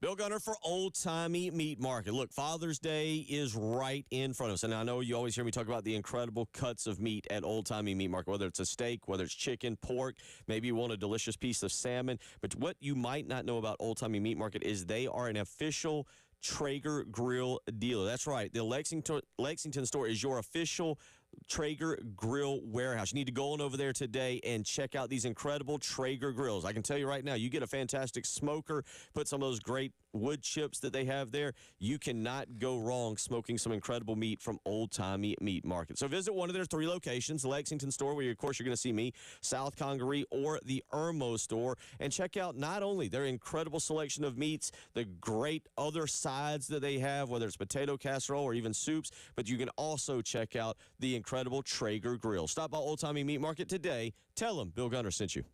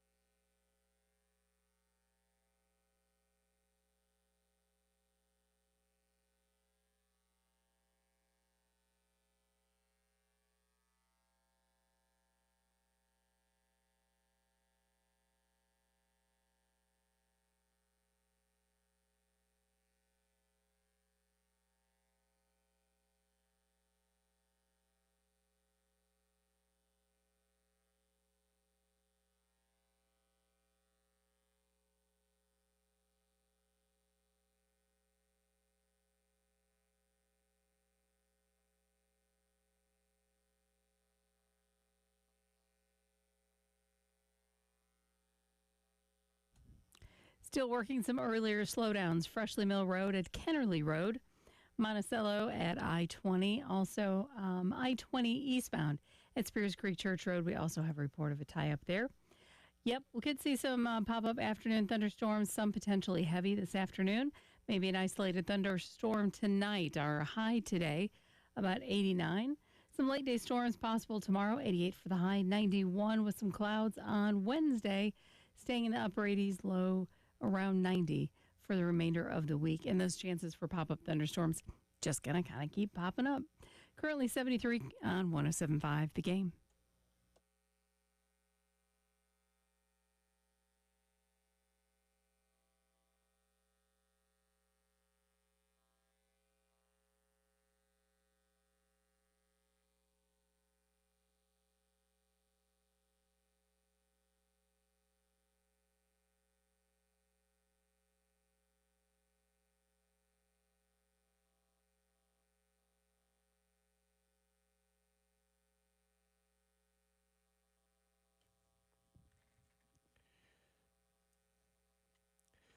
$7:33 as we roll along Monday morning, meaning Jamie Bradford with us. And one of the things that we have been discussing a little bit has been the new House settlement bill on Friday. Now we have the details. At least we have what I would say is the parameters are now signed into place. Jamie, Preston, I'll let you explain it back to Jamie, but Preston, you still see some of this evolving and more litigation to come. Well, yeah, the way that it was worded, it was that this is a starting line, not a finish line. And so this is the start, maybe the end of what was the NIL only era and the beginning of the direct compensation era. Within this direct compensation era, there will be challenges and there will be modifications to this, but this is a starting point in a new era. Jamie, before we get into the South Carolina real side of it, what do you take away from the overall big picture of this House settlement? Yeah, I mean, I that this part's over. I mean, this is I agree with him. Like anybody that's working under the umbrella that we're done with litigation and lawsuits and everybody just moves on about their merry way is sadly mistaken. I mean, everything is still going to be, so everything's still, in my opinion, going to end up in court. I think the one thing that I have been for, I don't know, as long as I can remember since they first brought this to the forefront was, this clearinghouse, okay, that they're going to, for NIL payments, right? So we're talking about the fact that they're going to be spreading $20.5 million across your athletics department. You don't have to do that. You can opt into it. Of course, all the major programs are going to do that. And most of them are going to send most of that money to football because if football fails, then everything fails, right? So we get all that. I got it. But when it comes to the NIL payments and creating this clearinghouse that's basically going to let you know whether, anything over $600, like approve or disapprove, I'm still very confused how virtually everything isn't going to end up in court if it's not approved. Because who is a third party? Again, I'm not saying I'm on one side or the other. Like, I'm looking for solutions like everybody else. So I don't want anybody to think that I'm arguing one way or another here. I'm just asking a legal question. There is no collective bargaining agreement, right? Correct. We don't have one of those. Okay. So how is the NCAA going to put a group of people or a department in charge of deciding what is fair and isn't fair for a third-party business? Because if you want to do that for the player, that's fine, okay, if you have a collective bargaining agreement. But who are you so Preston owns Preston Thorne's Auto Detailing Company, okay? And you decide as the owner of that business, you decide it is worth it to give Nick Harbor $250,000 to do 10 Instagram posts and one commercial endorsing your auto detail company that you're going to air on local television, radio, internet, whatever, local media. Okay, is that what just to be honest? Like if we're being honest here, is that really worth $250,000? You know, and I know that it's not. But you're the owner of the business, Preston. So how is somebody in Indianapolis going to swoop in and say, "Well, that's not worth it to your business"? You own it. How can they step in and say that? And then that takes the money away from the player. And then guess what? That's going to go to court. So I don't know how they think that the NCAA is going to have some department determine fair market value for a third party. When you bring a third party into this and that starts impacting the pockets of players, guess what? They're already suing for 6th, 7th, and 8th years of eligibility. You really think they're not going to sue for this? I think we're just getting started when it comes to the lawsuits personally. You essentially said that earlier. Almost said the same thing, Preston. Jamie, we are lock in step with that same assessment. I said the same thing. If I want to hire Bill Gunner to come to my kid's birthday party for $25,000, and he comes to the birthday party and he eats cake and he hits the piñata with my kids, and I feel like that's enough value for me.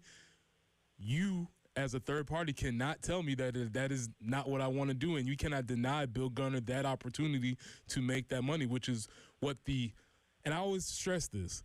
This is what our Supreme Court has stated was unconstitutional. It's been unconstitutional according to the Supreme Court. They've ruled. And when I also say that, I say the Supreme Court, from the most conservative to the most liberal, we don't agree on anything in this country right now.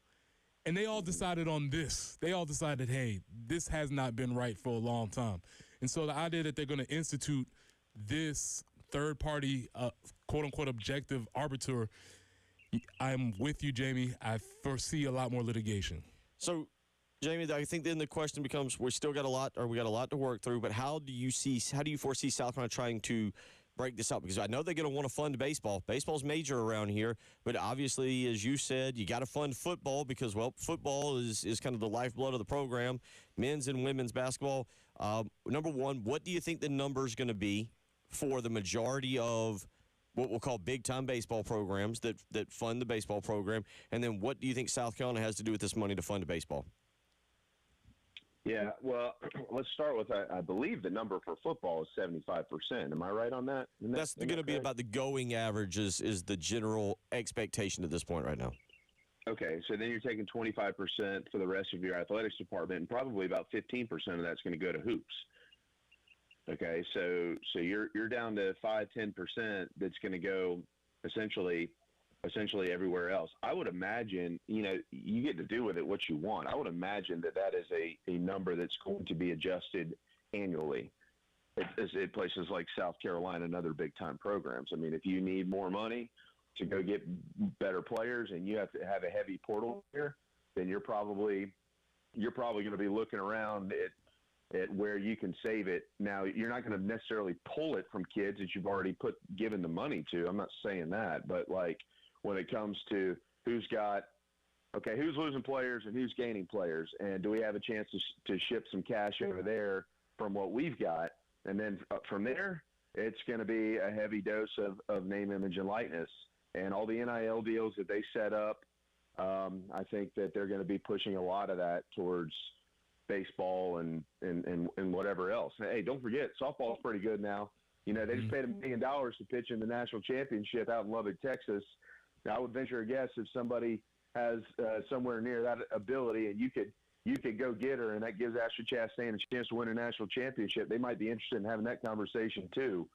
So, Jeremiah Donati and his team, all those people that are working hard on this over there, I think I can't give you a direct answer because I don't even know that they have a direct answer, but I would venture a guess it's going to stay fluid annually. Every year it'll be a fluid conversation.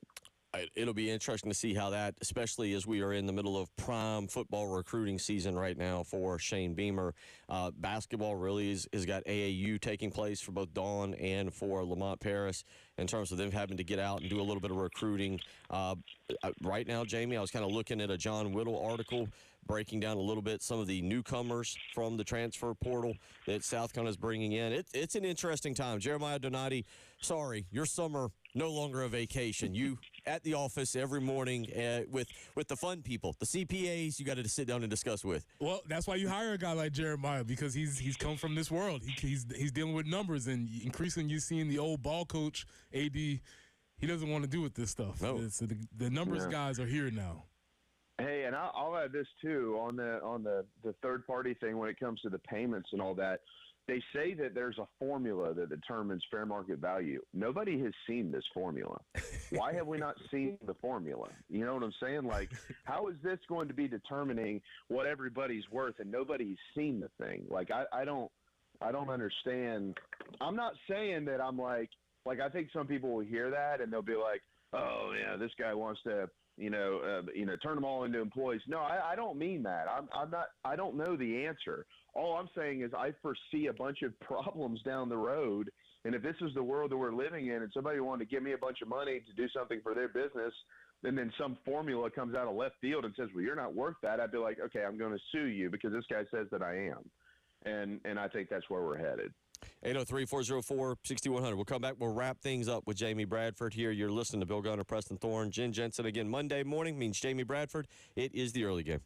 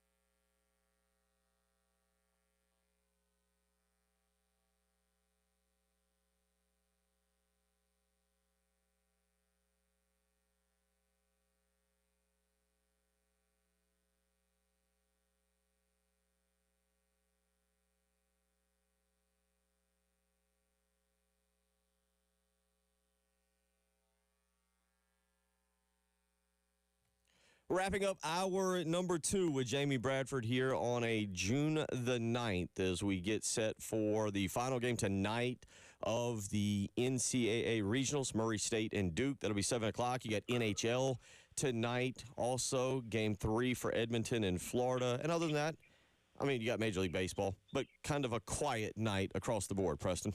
Yeah, so probably I'm gonna check out Murray State and Duke because my antenna went off when I heard the Duke coach refer to themselves as blue collar mentality. It was like, okay, blue collar and Duke do not go together. So we'll see how that goes. I'll lock in on that one.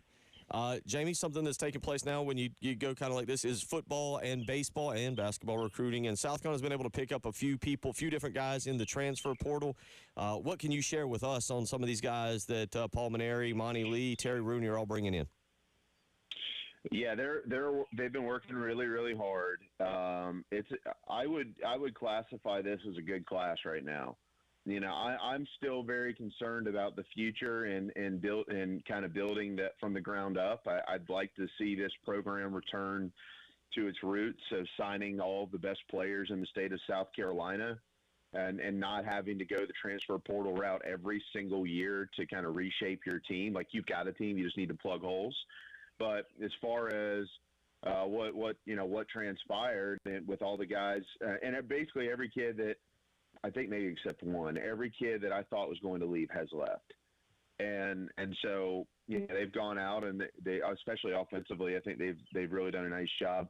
You know, they just got a nice transfer this weekend from Wake Forest on the mound. I think they still have work to do there. I know they want guys that throw hard. They had guys that threw hard, although a lot of people will tell you that they did, and they did. But they got to continue to develop, and they have to be able to pitch. You can't just throw hard. You got to be able to pitch. So there's a long ways to go. But overall, as far as that haul goes, they've done a nice job. And hey, you know, football is just scratching the surface of what's to come this summer. They are really in line, and I know y'all got JC on this week, and he can add more into it. But they are really, really in line to have a heavy haul of very talented players. I mean, this signing class at the end of the day is going to have a chance to be pretty special for Shane Beamer. Well, let's go back to Josh Gunther, not Gunter, but Gunther. There's a TH in there. Because one of the problems that we noticed with South Carolina this year is it seemed like 8th and 9th inning, South Carolina couldn't close out the deal. A lot of blown games. Josh Gunther comes from Wake Forest. You mentioned him. According to John Whittle, he's probably going to be about a 4-out kind of closer. They're bringing him as a closer. How much do you know about this guy? He's mentioned as being a low to mid-90s kind of guy with a changeup. Your thoughts on this one in terms of how it impacts that pitching staff that you were just talking about? Yeah, he's got a chance to be special. You know, the history of this program, especially in the last 25 years, go look at all the great years, and then go look at the guy who has saves, and then you tell me what that number is. Generally, when South Carolina is at their best, they've got a closer. And you know, we thought this past year, I talked to Coach Maneri before the season, and he said, you know, we're going to go with this guy. He was talking about Brendan Sweeney. So he wanted to have a closer. And, you know, we don't have enough time to go into everything that kind of happened, but they ended up not having really anything.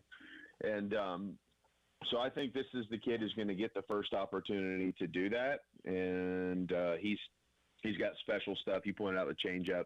I have seen him pitch multiple times, most recently against, I think it was Tennessee, and he's got elite stuff. I mean, he's got stuff that you see in the big leagues. A couple other guys, Elijah Foster out of Sacred Heart coming in. Yeah, we saw him pitch on our own mound. He was going into that series. I think it was Monty that said, you know, the kid that's throwing on Saturday for these guys, this was at the start of the season, the kid that's throwing on Saturday is the best arm they've got. He's a draft guy, and now all of a sudden he's playing for the Gamecocks. It's interesting how those things happen. I didn't see it, and it just dawned on me now, and I don't know. Did Eli Jersenbeck officially enter the transfer portal? Officially go in it? I know he announced. Okay. Yeah, I'm pretty sure he's officially in. Okay, yeah. To be honest with you, I had not seen whether he is actually – you know, this transfer portal, you can kind of get your foot in there, but then pull it back out. Yeah, it's like dipping yourself toe in the pool. It's like, it's a little cold. Let me just ease my way into the portal. So we'll continue to monitor that with you and keep all that updated. You mentioned football recruiting. We'll get back into that. We talked a little bit about last hour. But before we let you go, since we started you with Jelly Roll, Preston, you got to make sure you explain to Jamie the Birmingham Stallions real quick. Oh, it's Stallion down right now, Ben. Jamie, we were going for our fourth straight UFL championship. Took the L, but all great dynasties have a pause, and we will be back for next year. Stallion up. That's Skip's team, right? That is correct. I'm behind that. I love Skip. There you go. We just want to keep you updated as well for another exciting year of Stallion up, Stallion down. Jamie, have a great rest of the day. Look forward to catching up next week. Appreciate it. See you, guys. Bubba. Have a great week. Take care. Hour 3 on the way.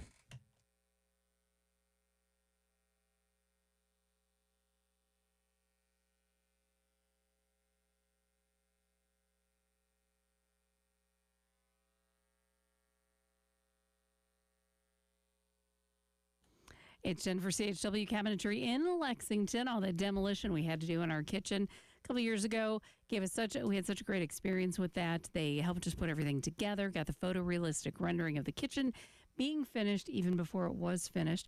Could take those pictures and say, hey, we need this for a countertop, we need this for a backsplash, and this is what the kitchen is going to look like.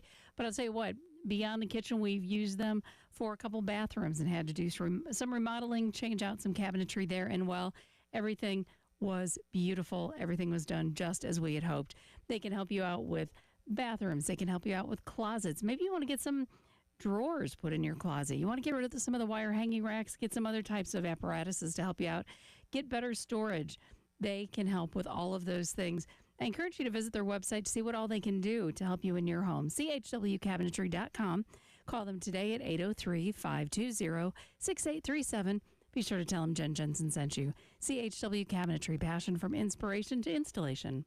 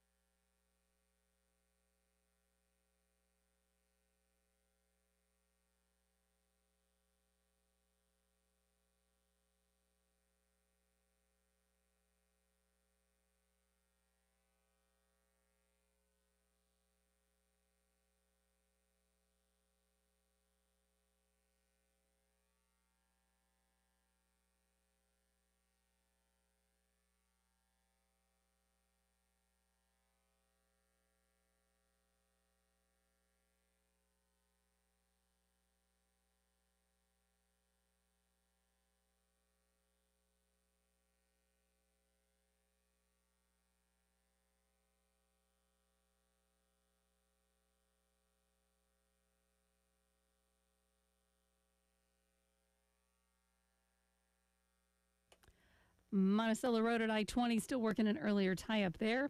I-77 southbound at Blythewood Road, we also have a report of an accident. And as far as your forecast goes, we could see some pop-up afternoon storms, some potentially heavy, so be careful. Potential pop-up storms isolated tonight as well. Today's high, 89. Overnight low, 71. Tomorrow, 88 with some late-day storms. 91 in clouds for your Wednesday, staying pretty much in the upper 80s to around 90 for the remainder of this week. And most of the days this week, we will see those chance for those afternoon thunderstorms. Right now, though, it's kind of holding steady, staying at about 73 on 107.5 The Game.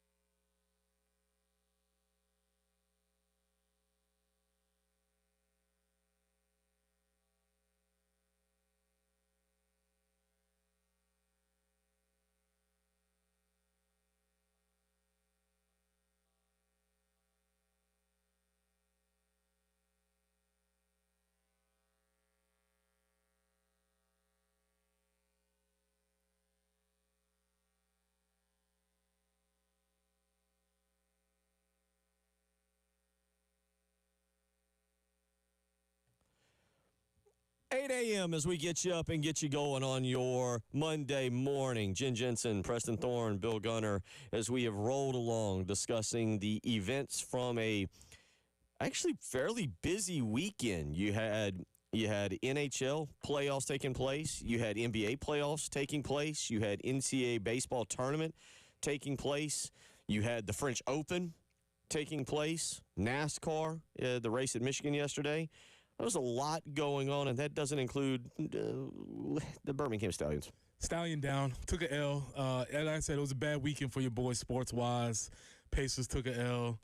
Texas Tech Red Raiders took a L. Yeah, rough weekend. Stallions down. It was a rough weekend as far as my watching was concerned. But, yes, there was a lot of sports happening. But there was some good in the weekend. Coastal Carolina goes to the Plains, goes to Auburn, and maybe takes up for South Carolina a little bit. They put them down, eliminate them from the NCAA baseball tournament in Coastal Carolina.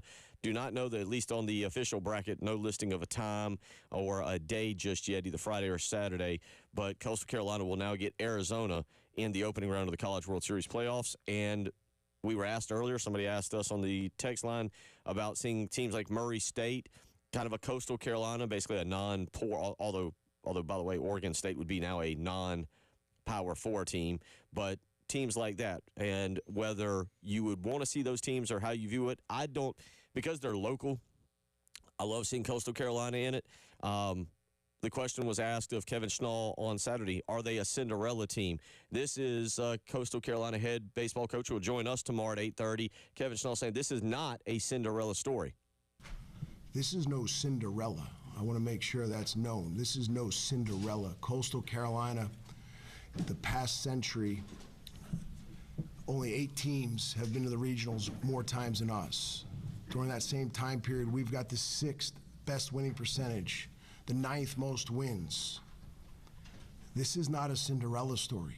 We're one of the premier, most successful college baseball programs in the entire country. And our Hall of Fame coach retired last year, and he left a foundation for this team and this program to remain successful and to remain one of the premier college baseball programs in the country for the years to come. He will join us tomorrow at 8:30. We will turn off our funny hats and be ultra serious with Coach Schnall, because I mean, I don't know. How was John McKissick just as a coach? Like, was he an overly serious guy? Could you catch him in a moment of a joke or a laughter? Like, because it feels like to me, outside looking in, older coaches, McKissick and Holtz, but you played for 2 guys who were ultra about the business and very serious. Yeah, Kevin Schnall seems to has that DNA running through him. But we're not going to turn off our funny heads, Bill. He's coming on our show. We got to try and throw him a curveball at least. We got to keep him off guard at least. He played ninja defense against our food question. Correct. Last time. Just because he's got big and bad to the World Series don't mean we can't throw him a few curveballs. Well, we look forward to having him. I know that it was a great weekend for he and the Coastal Carolina family. But to his point, he was ready with statistics, and it all checks out.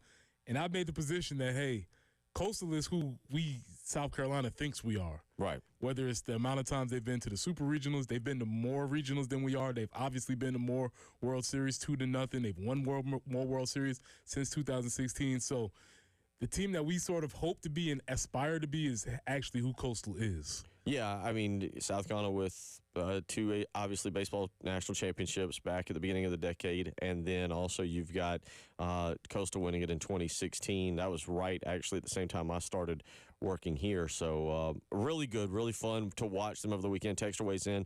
One of Coastal stars on Saturday, Walker Mitchell, is the son of the late, great USC quarterback Alan Mitchell. He had 3 hits and 2 RBIs.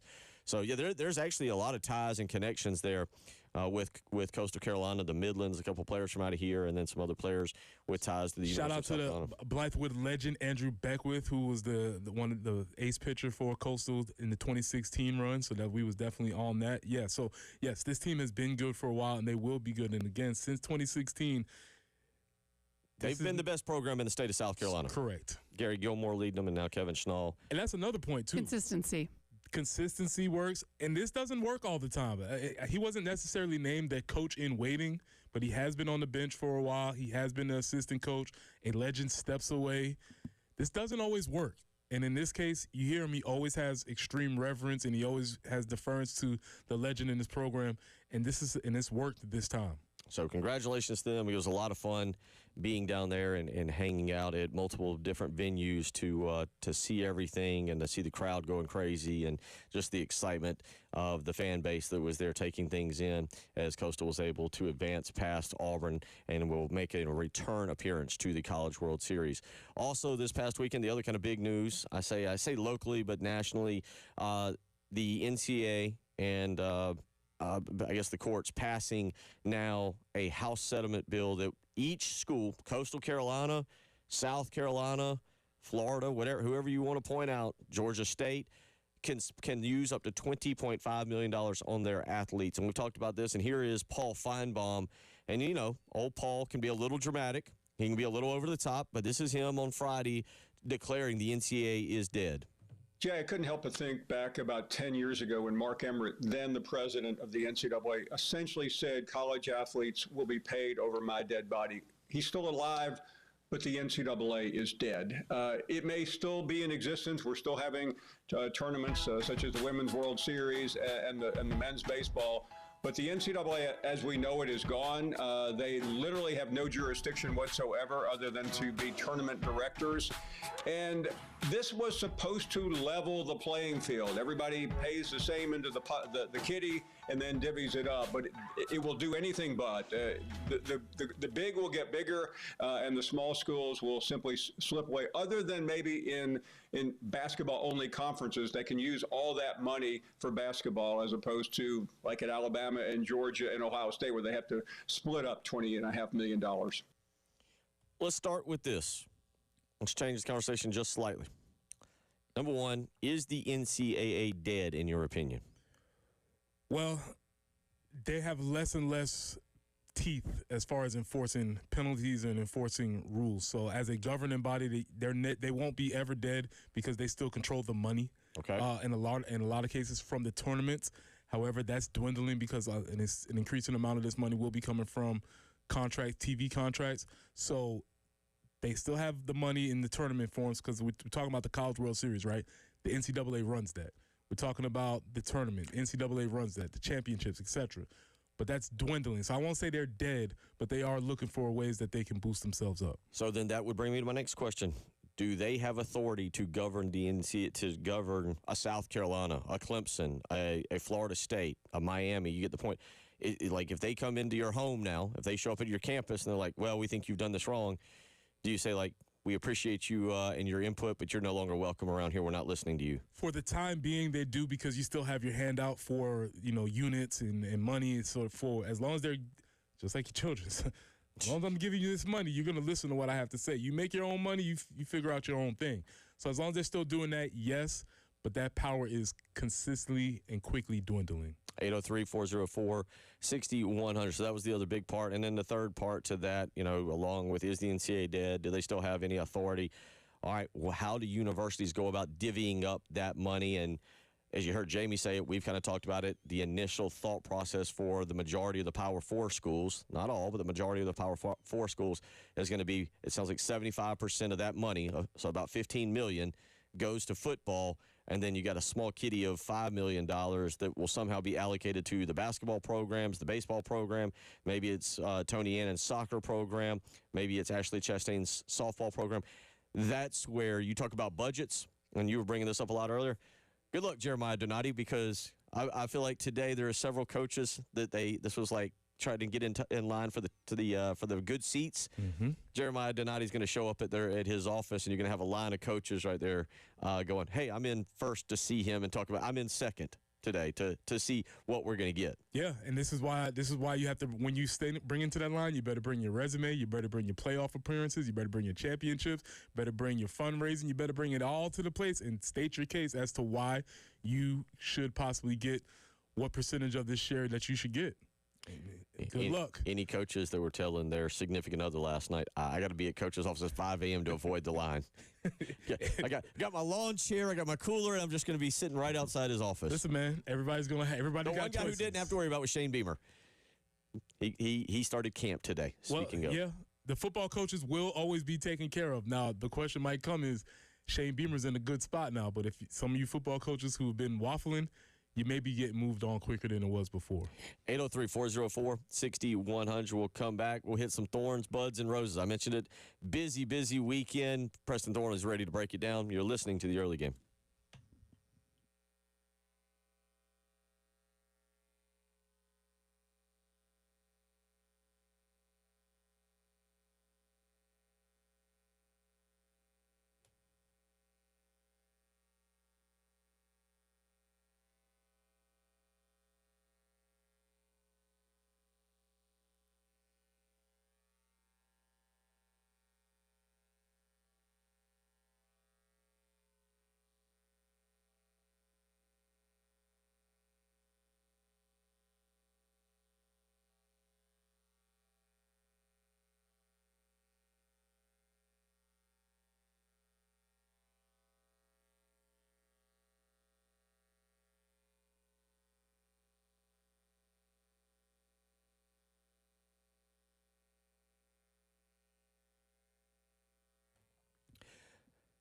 Bill Gunner for Mid-State Roofing, where for nearly 30 years, Mid-State Roofing has been the leader in the roofing and waterproofing industry, and it is that history, 30 years of being the leader, that is your assurance that their professionals will provide the proper advice, the service, and the results to the needs of your facility. And maybe most importantly, they're doing this 24 hours a day, 7 days a week. You heard that right, 24 hours a day, 7 days a week. Mid-State Roofing has someone on call to answer your phone call. If you call after hours, it's an on-call technician. If you call during hours, it is a Mid-State Roofing employee. So make the phone call today and line up a maintenance contract.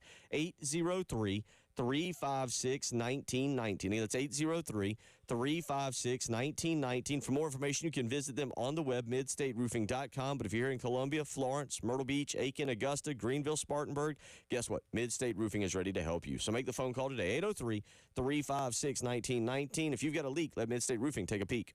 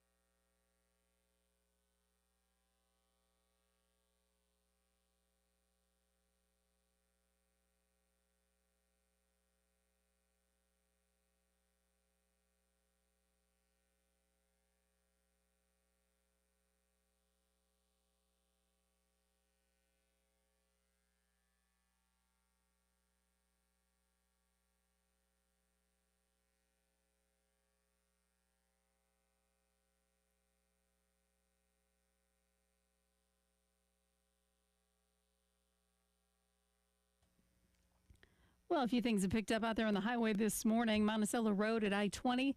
Also an accident, I-77 southbound at Blythewood Road.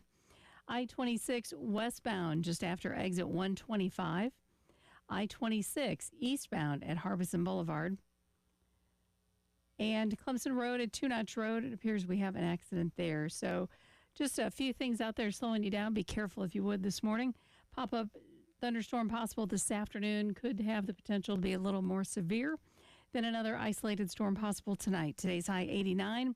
Late day storms tomorrow. 88 is what we're looking for the high. Some clouds and 91 on Wednesday before we get back into that afternoon thunderstorm pattern. 72 currently on 107.5 The Game.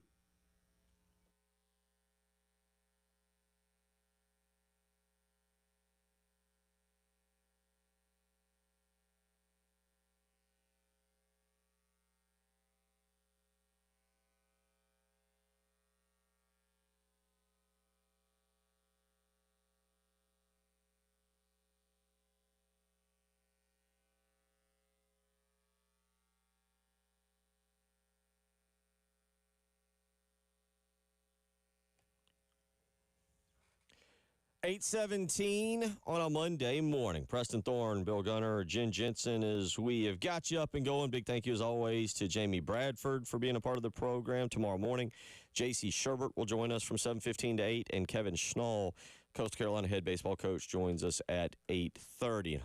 Hopefully, you'll just be in a better mood because I feel like you're stallion down. We might have a few more thorns today for you to take out on people. Listen, man, it's not a big thing. It's a part of a dynasty, Bill. Every dynasty goes through this. The great Bulls of the 90s, the Spurs of the 2000s, the Patriots of the early 2000s. We're just one in a long line to take a loss, reassess, and come back. That's all it is. Well, let's hear how the weekend went for Preston Thorne. Here's a little bit of Thorns, Buds, and Roses. It's time for Thorns, Buds, and Roses with Preston Thorne on the early game. 107.5 The Game. All right, Bill. Thorns, Buds, and Roses. Big weekend, sports weekend. Your boy took a lot of L's this past weekend. But one L I did not take was in the French Open because I am from the United States of America, and Coco Golf won the French Open. And so anytime we get a chance to say, USA, USA, USA, we'll take it. However, Ariana Sabalenka, don't be a sore loser. In the post-conference matchup, in the post-conference interview, she stated that, yes, Coco won, but it wasn't because of what she did. It was because of what I did. Ariana had 70 unforced errors. Well, okay. And when she's... Real quick, what is an average number on that? Do we know? That's a great point. Sounds like a lot. Yeah, it sounds like an excessive number. 70 unforced errors. So what she was stating was that it wasn't necessarily that Coco played better, and she gave the old... what's my guy from Nebraska, the coach, the head coach, when we beat them? Bo Pelini. She gave the old Bo Pelini. The best team didn't win today. She said that the best player did not win the match against Coco Golf, and obviously that can't be correct because you lost, and Coco Golf won. So USA, USA, USA, don't be a sore loser. Take your L, handle it. It'll be okay. Buds. This is not a bud, Bill. This is a bloom. Oh. It's bloomed. What's going on with the Savannah Bananas? It's everywhere. It's on TV. It's in stadiums. Everywhere. They're live and in person. This is not an internet thing. This is not something that's just happened. This is a thing that is happening in real life with real ticket sales. I saw it on TV. Real people are showing up in these stadiums. That was Bank of America this past weekend. Obviously, they've been at Clemson, which provided us some great memes when we got to make fun of Clemson for doing the Savannah Banana dances. That was awesome. But this is a thing that's happening, something I want to talk about a little bit more. This is a thing. And I'm really surprised because we've been hearing about the Savannah Bananas for a long time, and then just this year, it just seems like it has exploded. And so I'm really curious to hear about it really caught my attention this past weekend. So the Savannah Bananas have bloomed. They're not budding anymore. They have bloomed into a ripe, huge banana tree. A lot of bananas falling from the Savannah Bananas. Last but not least, Bill, I need 31 roses for number 31 from UCLA. Give me a second. Number 31 for UCLA. Is this a baseball player? Nope. Played basketball in the mid-'90s. Ed O'Bannon? That is correct. Okay. Number 31 for UCLA, Ed O'Bannon. Sir, you are a trailblazer. You are the one who looked at your 11-year-old child playing an EA Sports game as the 1995 UCLA Bruins saw a 6'5", bald-headed black man with all your traits and said, hey, I think that's me. And the kid was like, what? The kid did not know that he was playing with his father's team. Ed O'Bannon then said, hey, something's not right about this. He goes to talk to the lawyers. This is in 2009. 2009, he goes and talks to lawyers. The lawyers get together and say, yeah, that's probably not right because you're not getting any money from them using somebody who is clearly Ed O'Bannon. Okay. 6'5", bald-headed black guy. I think that's you. All right. This goes to trial for 6 years. Eventually in 2014, the Supreme Court rules that Ed O'Bannon is correct. He does deserve, him and people in the class action suit do deserve compensation for having their name, image, and likeness used in video games in 2014. That date is important because it is now 2025. And the NCAA was just like, la, la, la, la, la, la, la, la, la, la. What? We're not going to do anything about it. Please, Congress, save us. They had 10 years to do something. And now we are here in 2025, in which I would argue that there's a lot of paths that they could have taken from 2014 to 2025, in which we may not be involved in all this chaos, but they chose not to. So shout out to Ed O'Bannon for taking up that mantle, pursuing that particular issue, because there were a lot of players who were having their name, image, and likenesses used and were not being compensated for it after time. And as we said, EA Sports and the NCAA were making a lot of money off of them. So kudos to Ed O'Bannon, number 31 for UCLA. So in 2002, 2003, 2004, when you played South Carolina football, or you played EA Sports, and you would play with South Carolina, did anybody get subbed out and you put big old 94 in there? Or was there some ratings that got moved around? You're like, yeah, that guy looks better now. Yeah, you obviously put yourself in the game to play as yourself.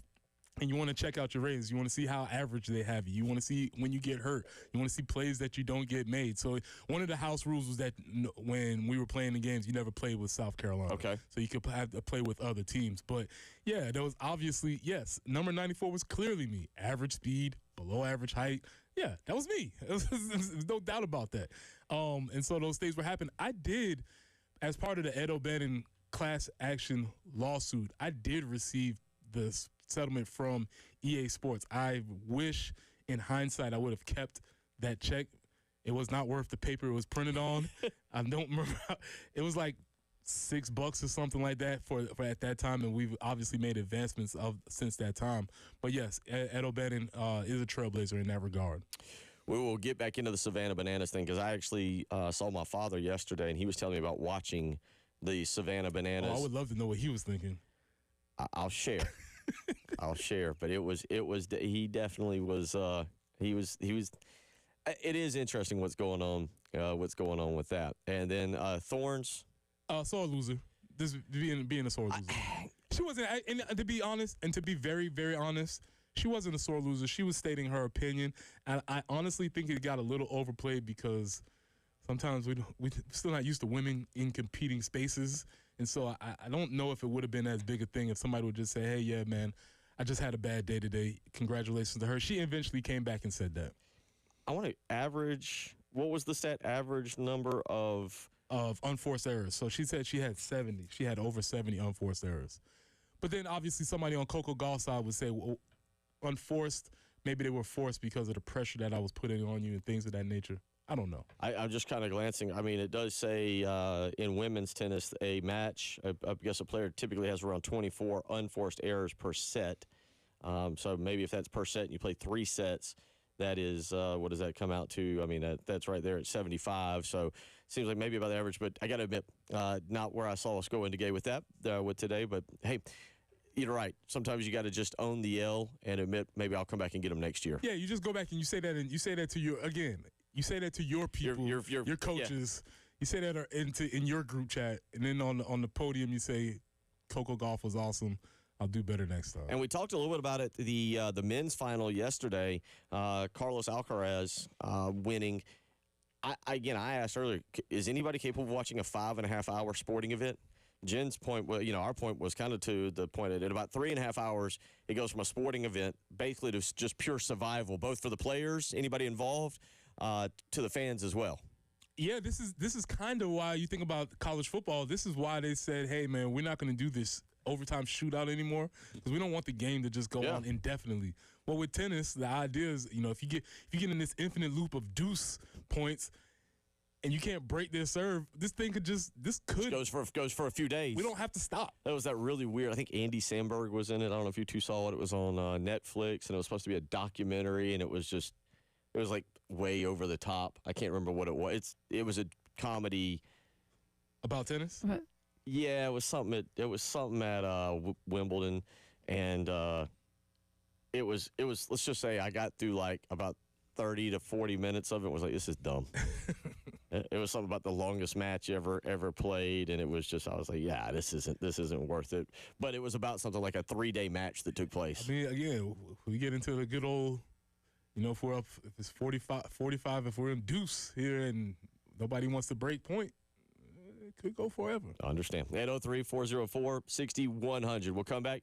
We'll ask you, what is your thoughts on the Savannah Bananas? Because I don't think I'm going to have a popular opinion, and we'll get into it a little bit. You're listening to Bill Gunner, Preston Thorne, Jen Jensen. It is the early game.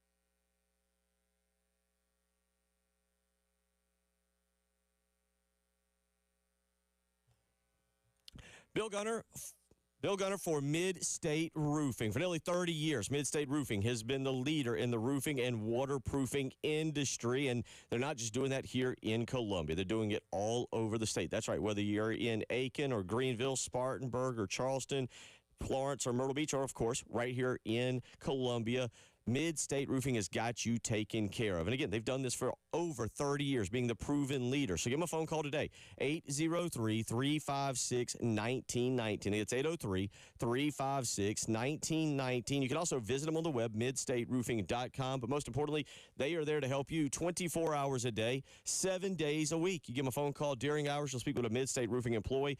After hours, an on-call technician. So call Mid-State Roofing today, 803-356-1919. Give them a phone call. Tell them Bill Gunner sent you.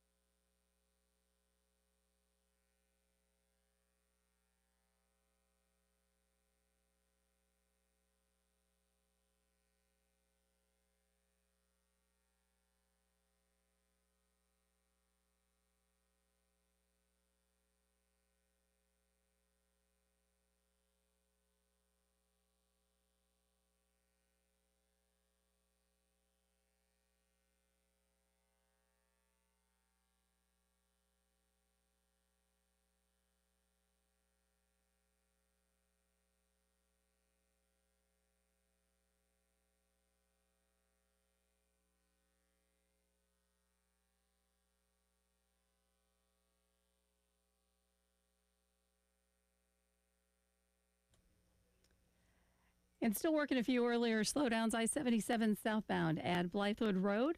Also, I-26 westbound just after exit 125. Heading I-26 eastbound at Harbison Boulevard. Still an accident there. And Clemson Road at Two Notch. As we mentioned before, going to see maybe an afternoon thunderstorm, potentially a little heavier. Then we could see an isolated storm tonight. The high today, 89. 88 tomorrow with some of those late day storms. Get a little bit of a reprieve on Wednesday, but then a high of 91. Currently 72 with some sunshine on the early game.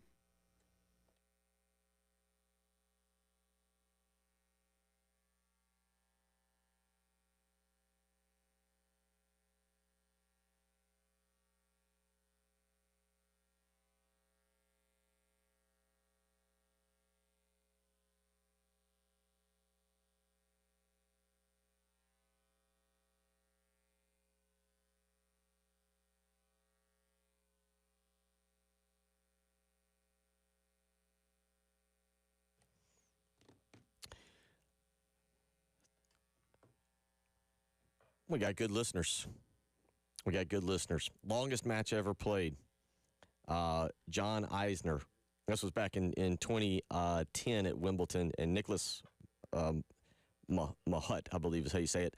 11 hours, 5 minutes over 3 days. What are we doing? What are we doing? It's not fun anymore. I mean, and physically, how do you... I mean, I know that their endurance is incredible, but still... Our buddy, and we'll see his wife with Camp Discovery, Mary Beth Estes, next week. But Joey weighs in and keeps us updated here on this and does go on to tell us that tennis majors now have a fifth set 10-point tie break so that doesn't happen again. It sounds like somebody did come to their senses. That's actually not what I was referring to. There is a documentary, not a documentary, a mockumentary, Andy Samberg and Kit Harington. Kit Harington, of course, who was a star in Game of Thrones. It's called 7 Days in Hell. It was on HBO. I read, Preston, some of the Wikipedia of it even reading the Wikipedia of this mockumentary that's Andy Samberg and Kit Harington. I was again offended at just reading the mockumentary of it.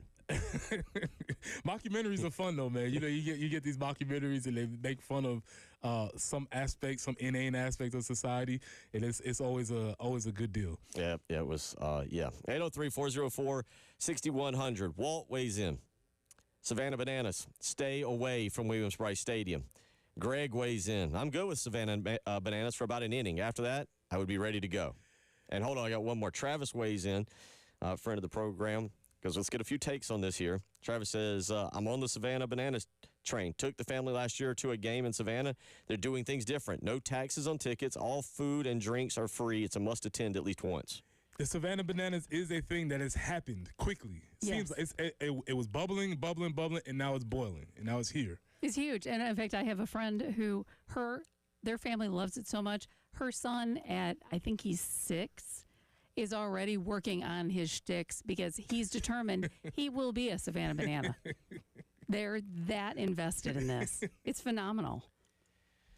So you watched. I did not, but my father told me about this, and my son Austin watched with him. They watched on a Saturday night. The only real reason I knew about this, I don't know if you two saw it on Twitter, Saturday night, people were upset because I guess the Savannah Bananas game ran long, which took over a spot for whatever baseball regional was supposed to be following it. Well, here's the thing with the Savannah Bananas. It's supposed to be only 2 hours. So it's supposed to be a definitive limit on the game.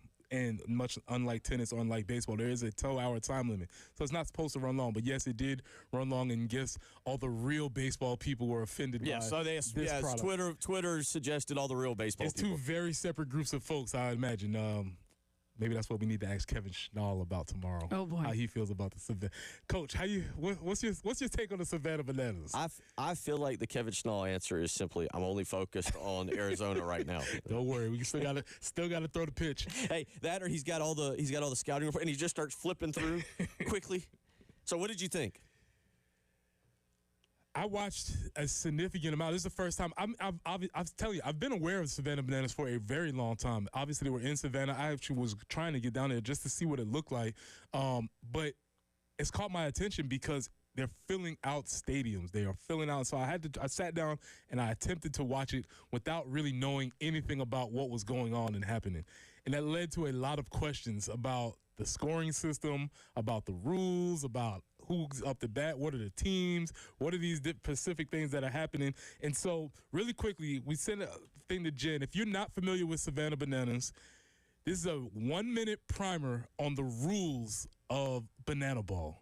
Here's Banana Ball rules explained so that a 5-year-old could understand. Traditional baseball has no time limit. It's 9 innings. But in Banana Ball, we only play for 2 hours. To win a Banana Ball game, you don't have to score more runs. You just have to win more innings. Whoever scores more runs in the first inning wins the inning. Same thing with the second inning and so on. Win the inning, you get a point. Whoever has the most points wins. As a hitter, there's no stepping out of the batter's box. You have to stay in there. There is absolutely no bunting. You will be ejected. But if the ball gets by the catcher, you can actually steal first base at any time. There are no walks in Banana Ball. If the pitcher throws 4 balls, it becomes a ball 4 sprint. Every single fielder has to touch the ball before they can get the guy out. There are no mound visits. Perhaps the most fun rule, if a fan catches the ball, it is an out. The golden batter rule. Doesn't matter if they just hit. At any time, the coach could put in their golden batter in that big moment of the game. Both teams can challenge plays on the field in case the umpire gets it wrong. Instead of extra innings, there are showdowns. That's a video for another time. That is every single rule in Banana Ball. If anyone asks how you know the Banana Ball rules, you can tell them Brack taught me.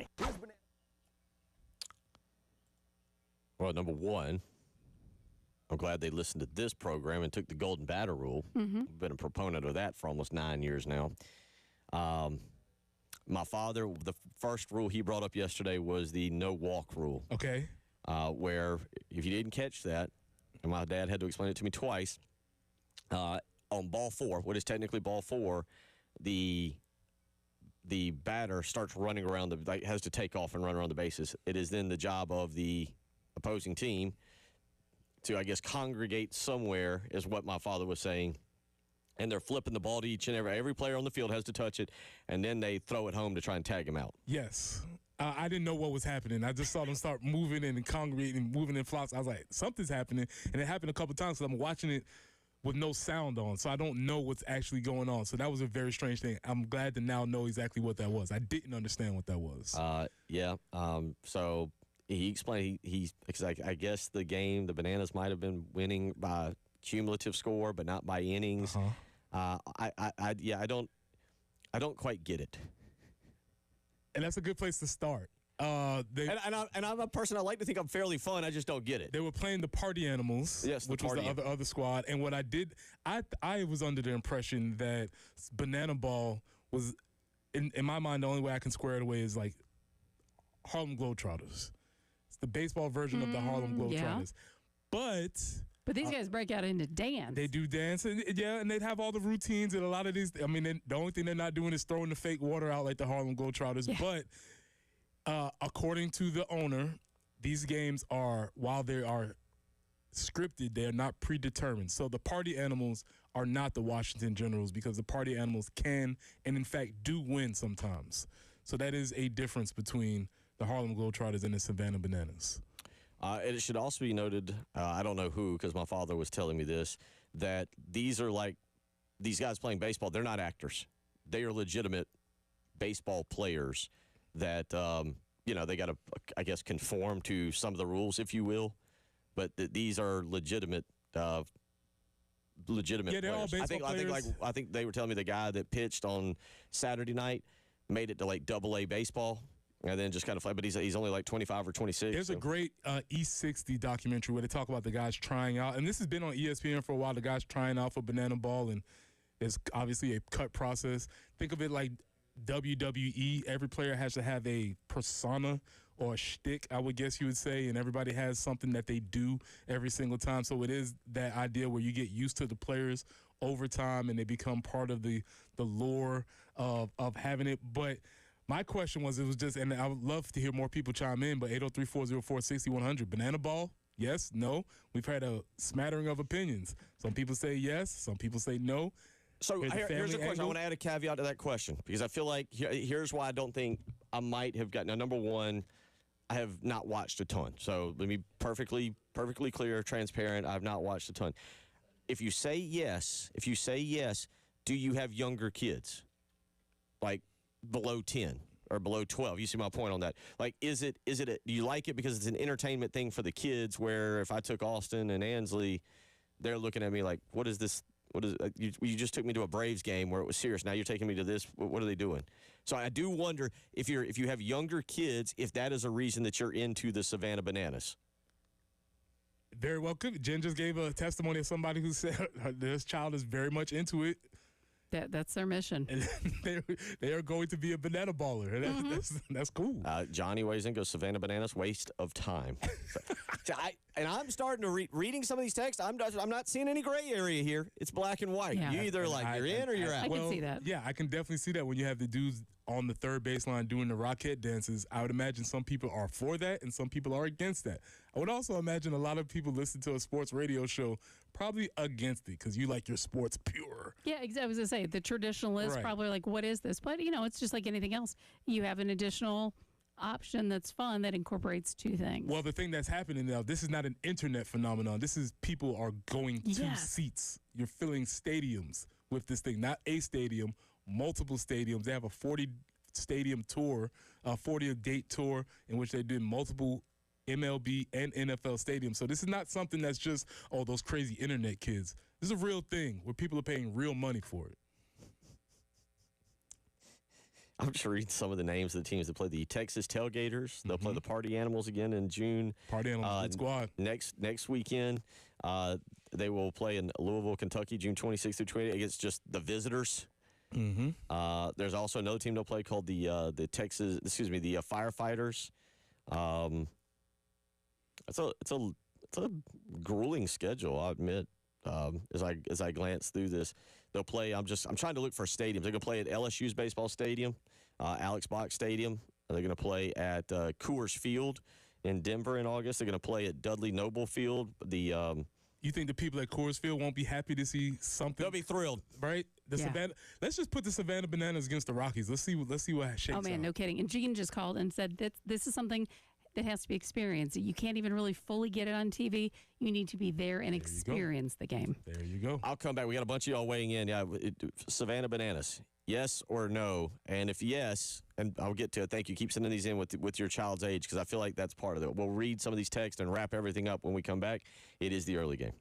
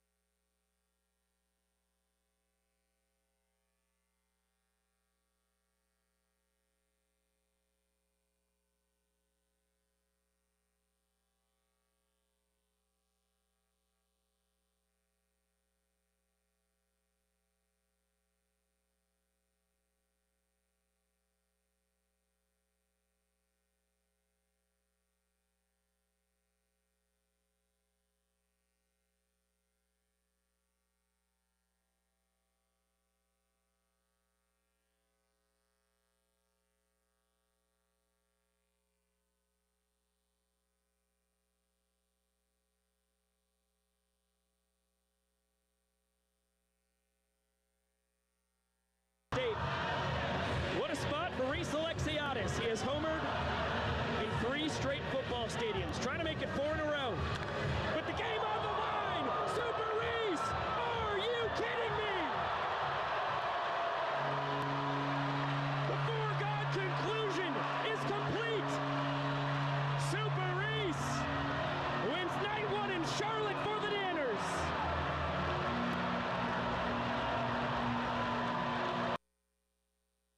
I don't know who was on the call. That was the Nanners or the Savannah Bananas knocking off the who did they play again? I can't believe it. Party Animals. Party Animals. Big time win against the Party Animals. Party Animals. I'm assuming that was Reese Alexade, I believe is how you say it, from Manhattan Beach, California. As I look at the roster here, okay, let's go through some of these texts. Really quickly, his name is the foregone conclusion. So he is the guy that comes in and ends games. When they bring the magic batter up, this guy ends games. That's why they said he was the 3rd straight home run at a football stadium. Okay, all right. Just quick clear context right there. So let's go through this. I'll read the text. You weigh in. Desmond, if you're against banana ball, you're a Scrooge. I know a lot of people. We played travel ball, rec ball, and high school ball. Everyone loves banana ball that I know of. I took my family to the game at Clemson Stadium. We had a blast. We would love for them to come to Williams-Brice Stadium. Okay. Another text weighs in. Yes, my son is 4. Loves it. Been twice with him. Great atmosphere. Would never watch on TV, though. I would not enjoy on my own. I'm a big baseball purist. I don't hate it, though. They've created a niche and are getting people to the ballpark. Solid. Let's see. Another texter weighs in. As a baseball fan or purist, I don't necessarily like the Savannah Bananas. However, if it gets more young kids involved in watching any kind of baseball, then I'm 100% for it. As long as you know what's going on and that it's not real baseball, it's entertainment, why not? Okay, yeah, I'm hearing a lot of the youth contingent. And, again, this is something we've talked about, how baseball is struggling to captivate the younger audiences, so this might be part of it. Chad weighs in, says yes, and no kids, not younger. I love what it's doing for the game of baseball and creating hype around it. Also, you listen to a Pivot podcast. As a Pivot podcast fan, watch the Bananas episode. You'll understand it more. I'll check that out. Pivot podcast fan there. 1 or 2 more here. A text weighs in and says the creator of the Savannah Bananas, Wofford grad. Joe goes with, that's a big no for me. I'm traditional. Chris goes, the Savannah Bananas are for people who think Larry the Cable Guy is funny. Hey, listen. You might be right. I can't even make that assessment. What I will say is this. Larry the Cable Guy, doing very well for himself. Not hurting. Yeah, not hurting. A couple more. Justin weighs in. Bananas. Absolutely not. And one more. KT in Lexington says no, and I have younger kids. So it appears there's a... I would say, again, it doesn't appear that there is a gray area in the Savannah Bananas. And that might be the thing of what we're talking about as far as having a niche is concerned, is that it doesn't have to be for you. It just has to be for the people that enjoy it. And obviously, a lot of people are enjoying it right now. It's not appealing to everyone. And Jeff doesn't have to be. Jeff weighs in and sends me a picture. Did you see this the other night? A player, a batter, wearing stilts. Oh, yeah, that's commonplace. That's easy. That's commonplace? Yeah, that's a normal occurrence. I believe that actually is that player's... That's his thing. His thing. Not saying they're not talented.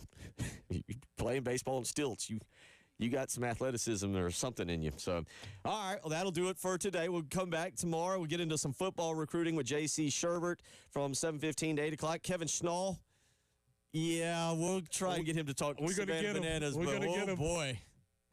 We'll try our best, Preston. I can't wait. Y'all have a great rest of the day. Appreciate y'all.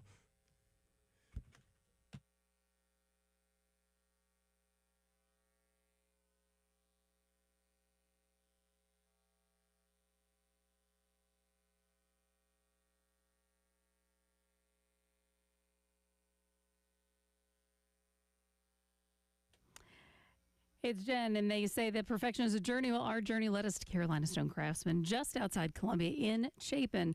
Did some renovations, and we needed countertops. And what did we do? We went to Carolina Stone Craftsman, visited their showroom. Absolutely incredible. Learn more about how they work, from customer idea to fabrication.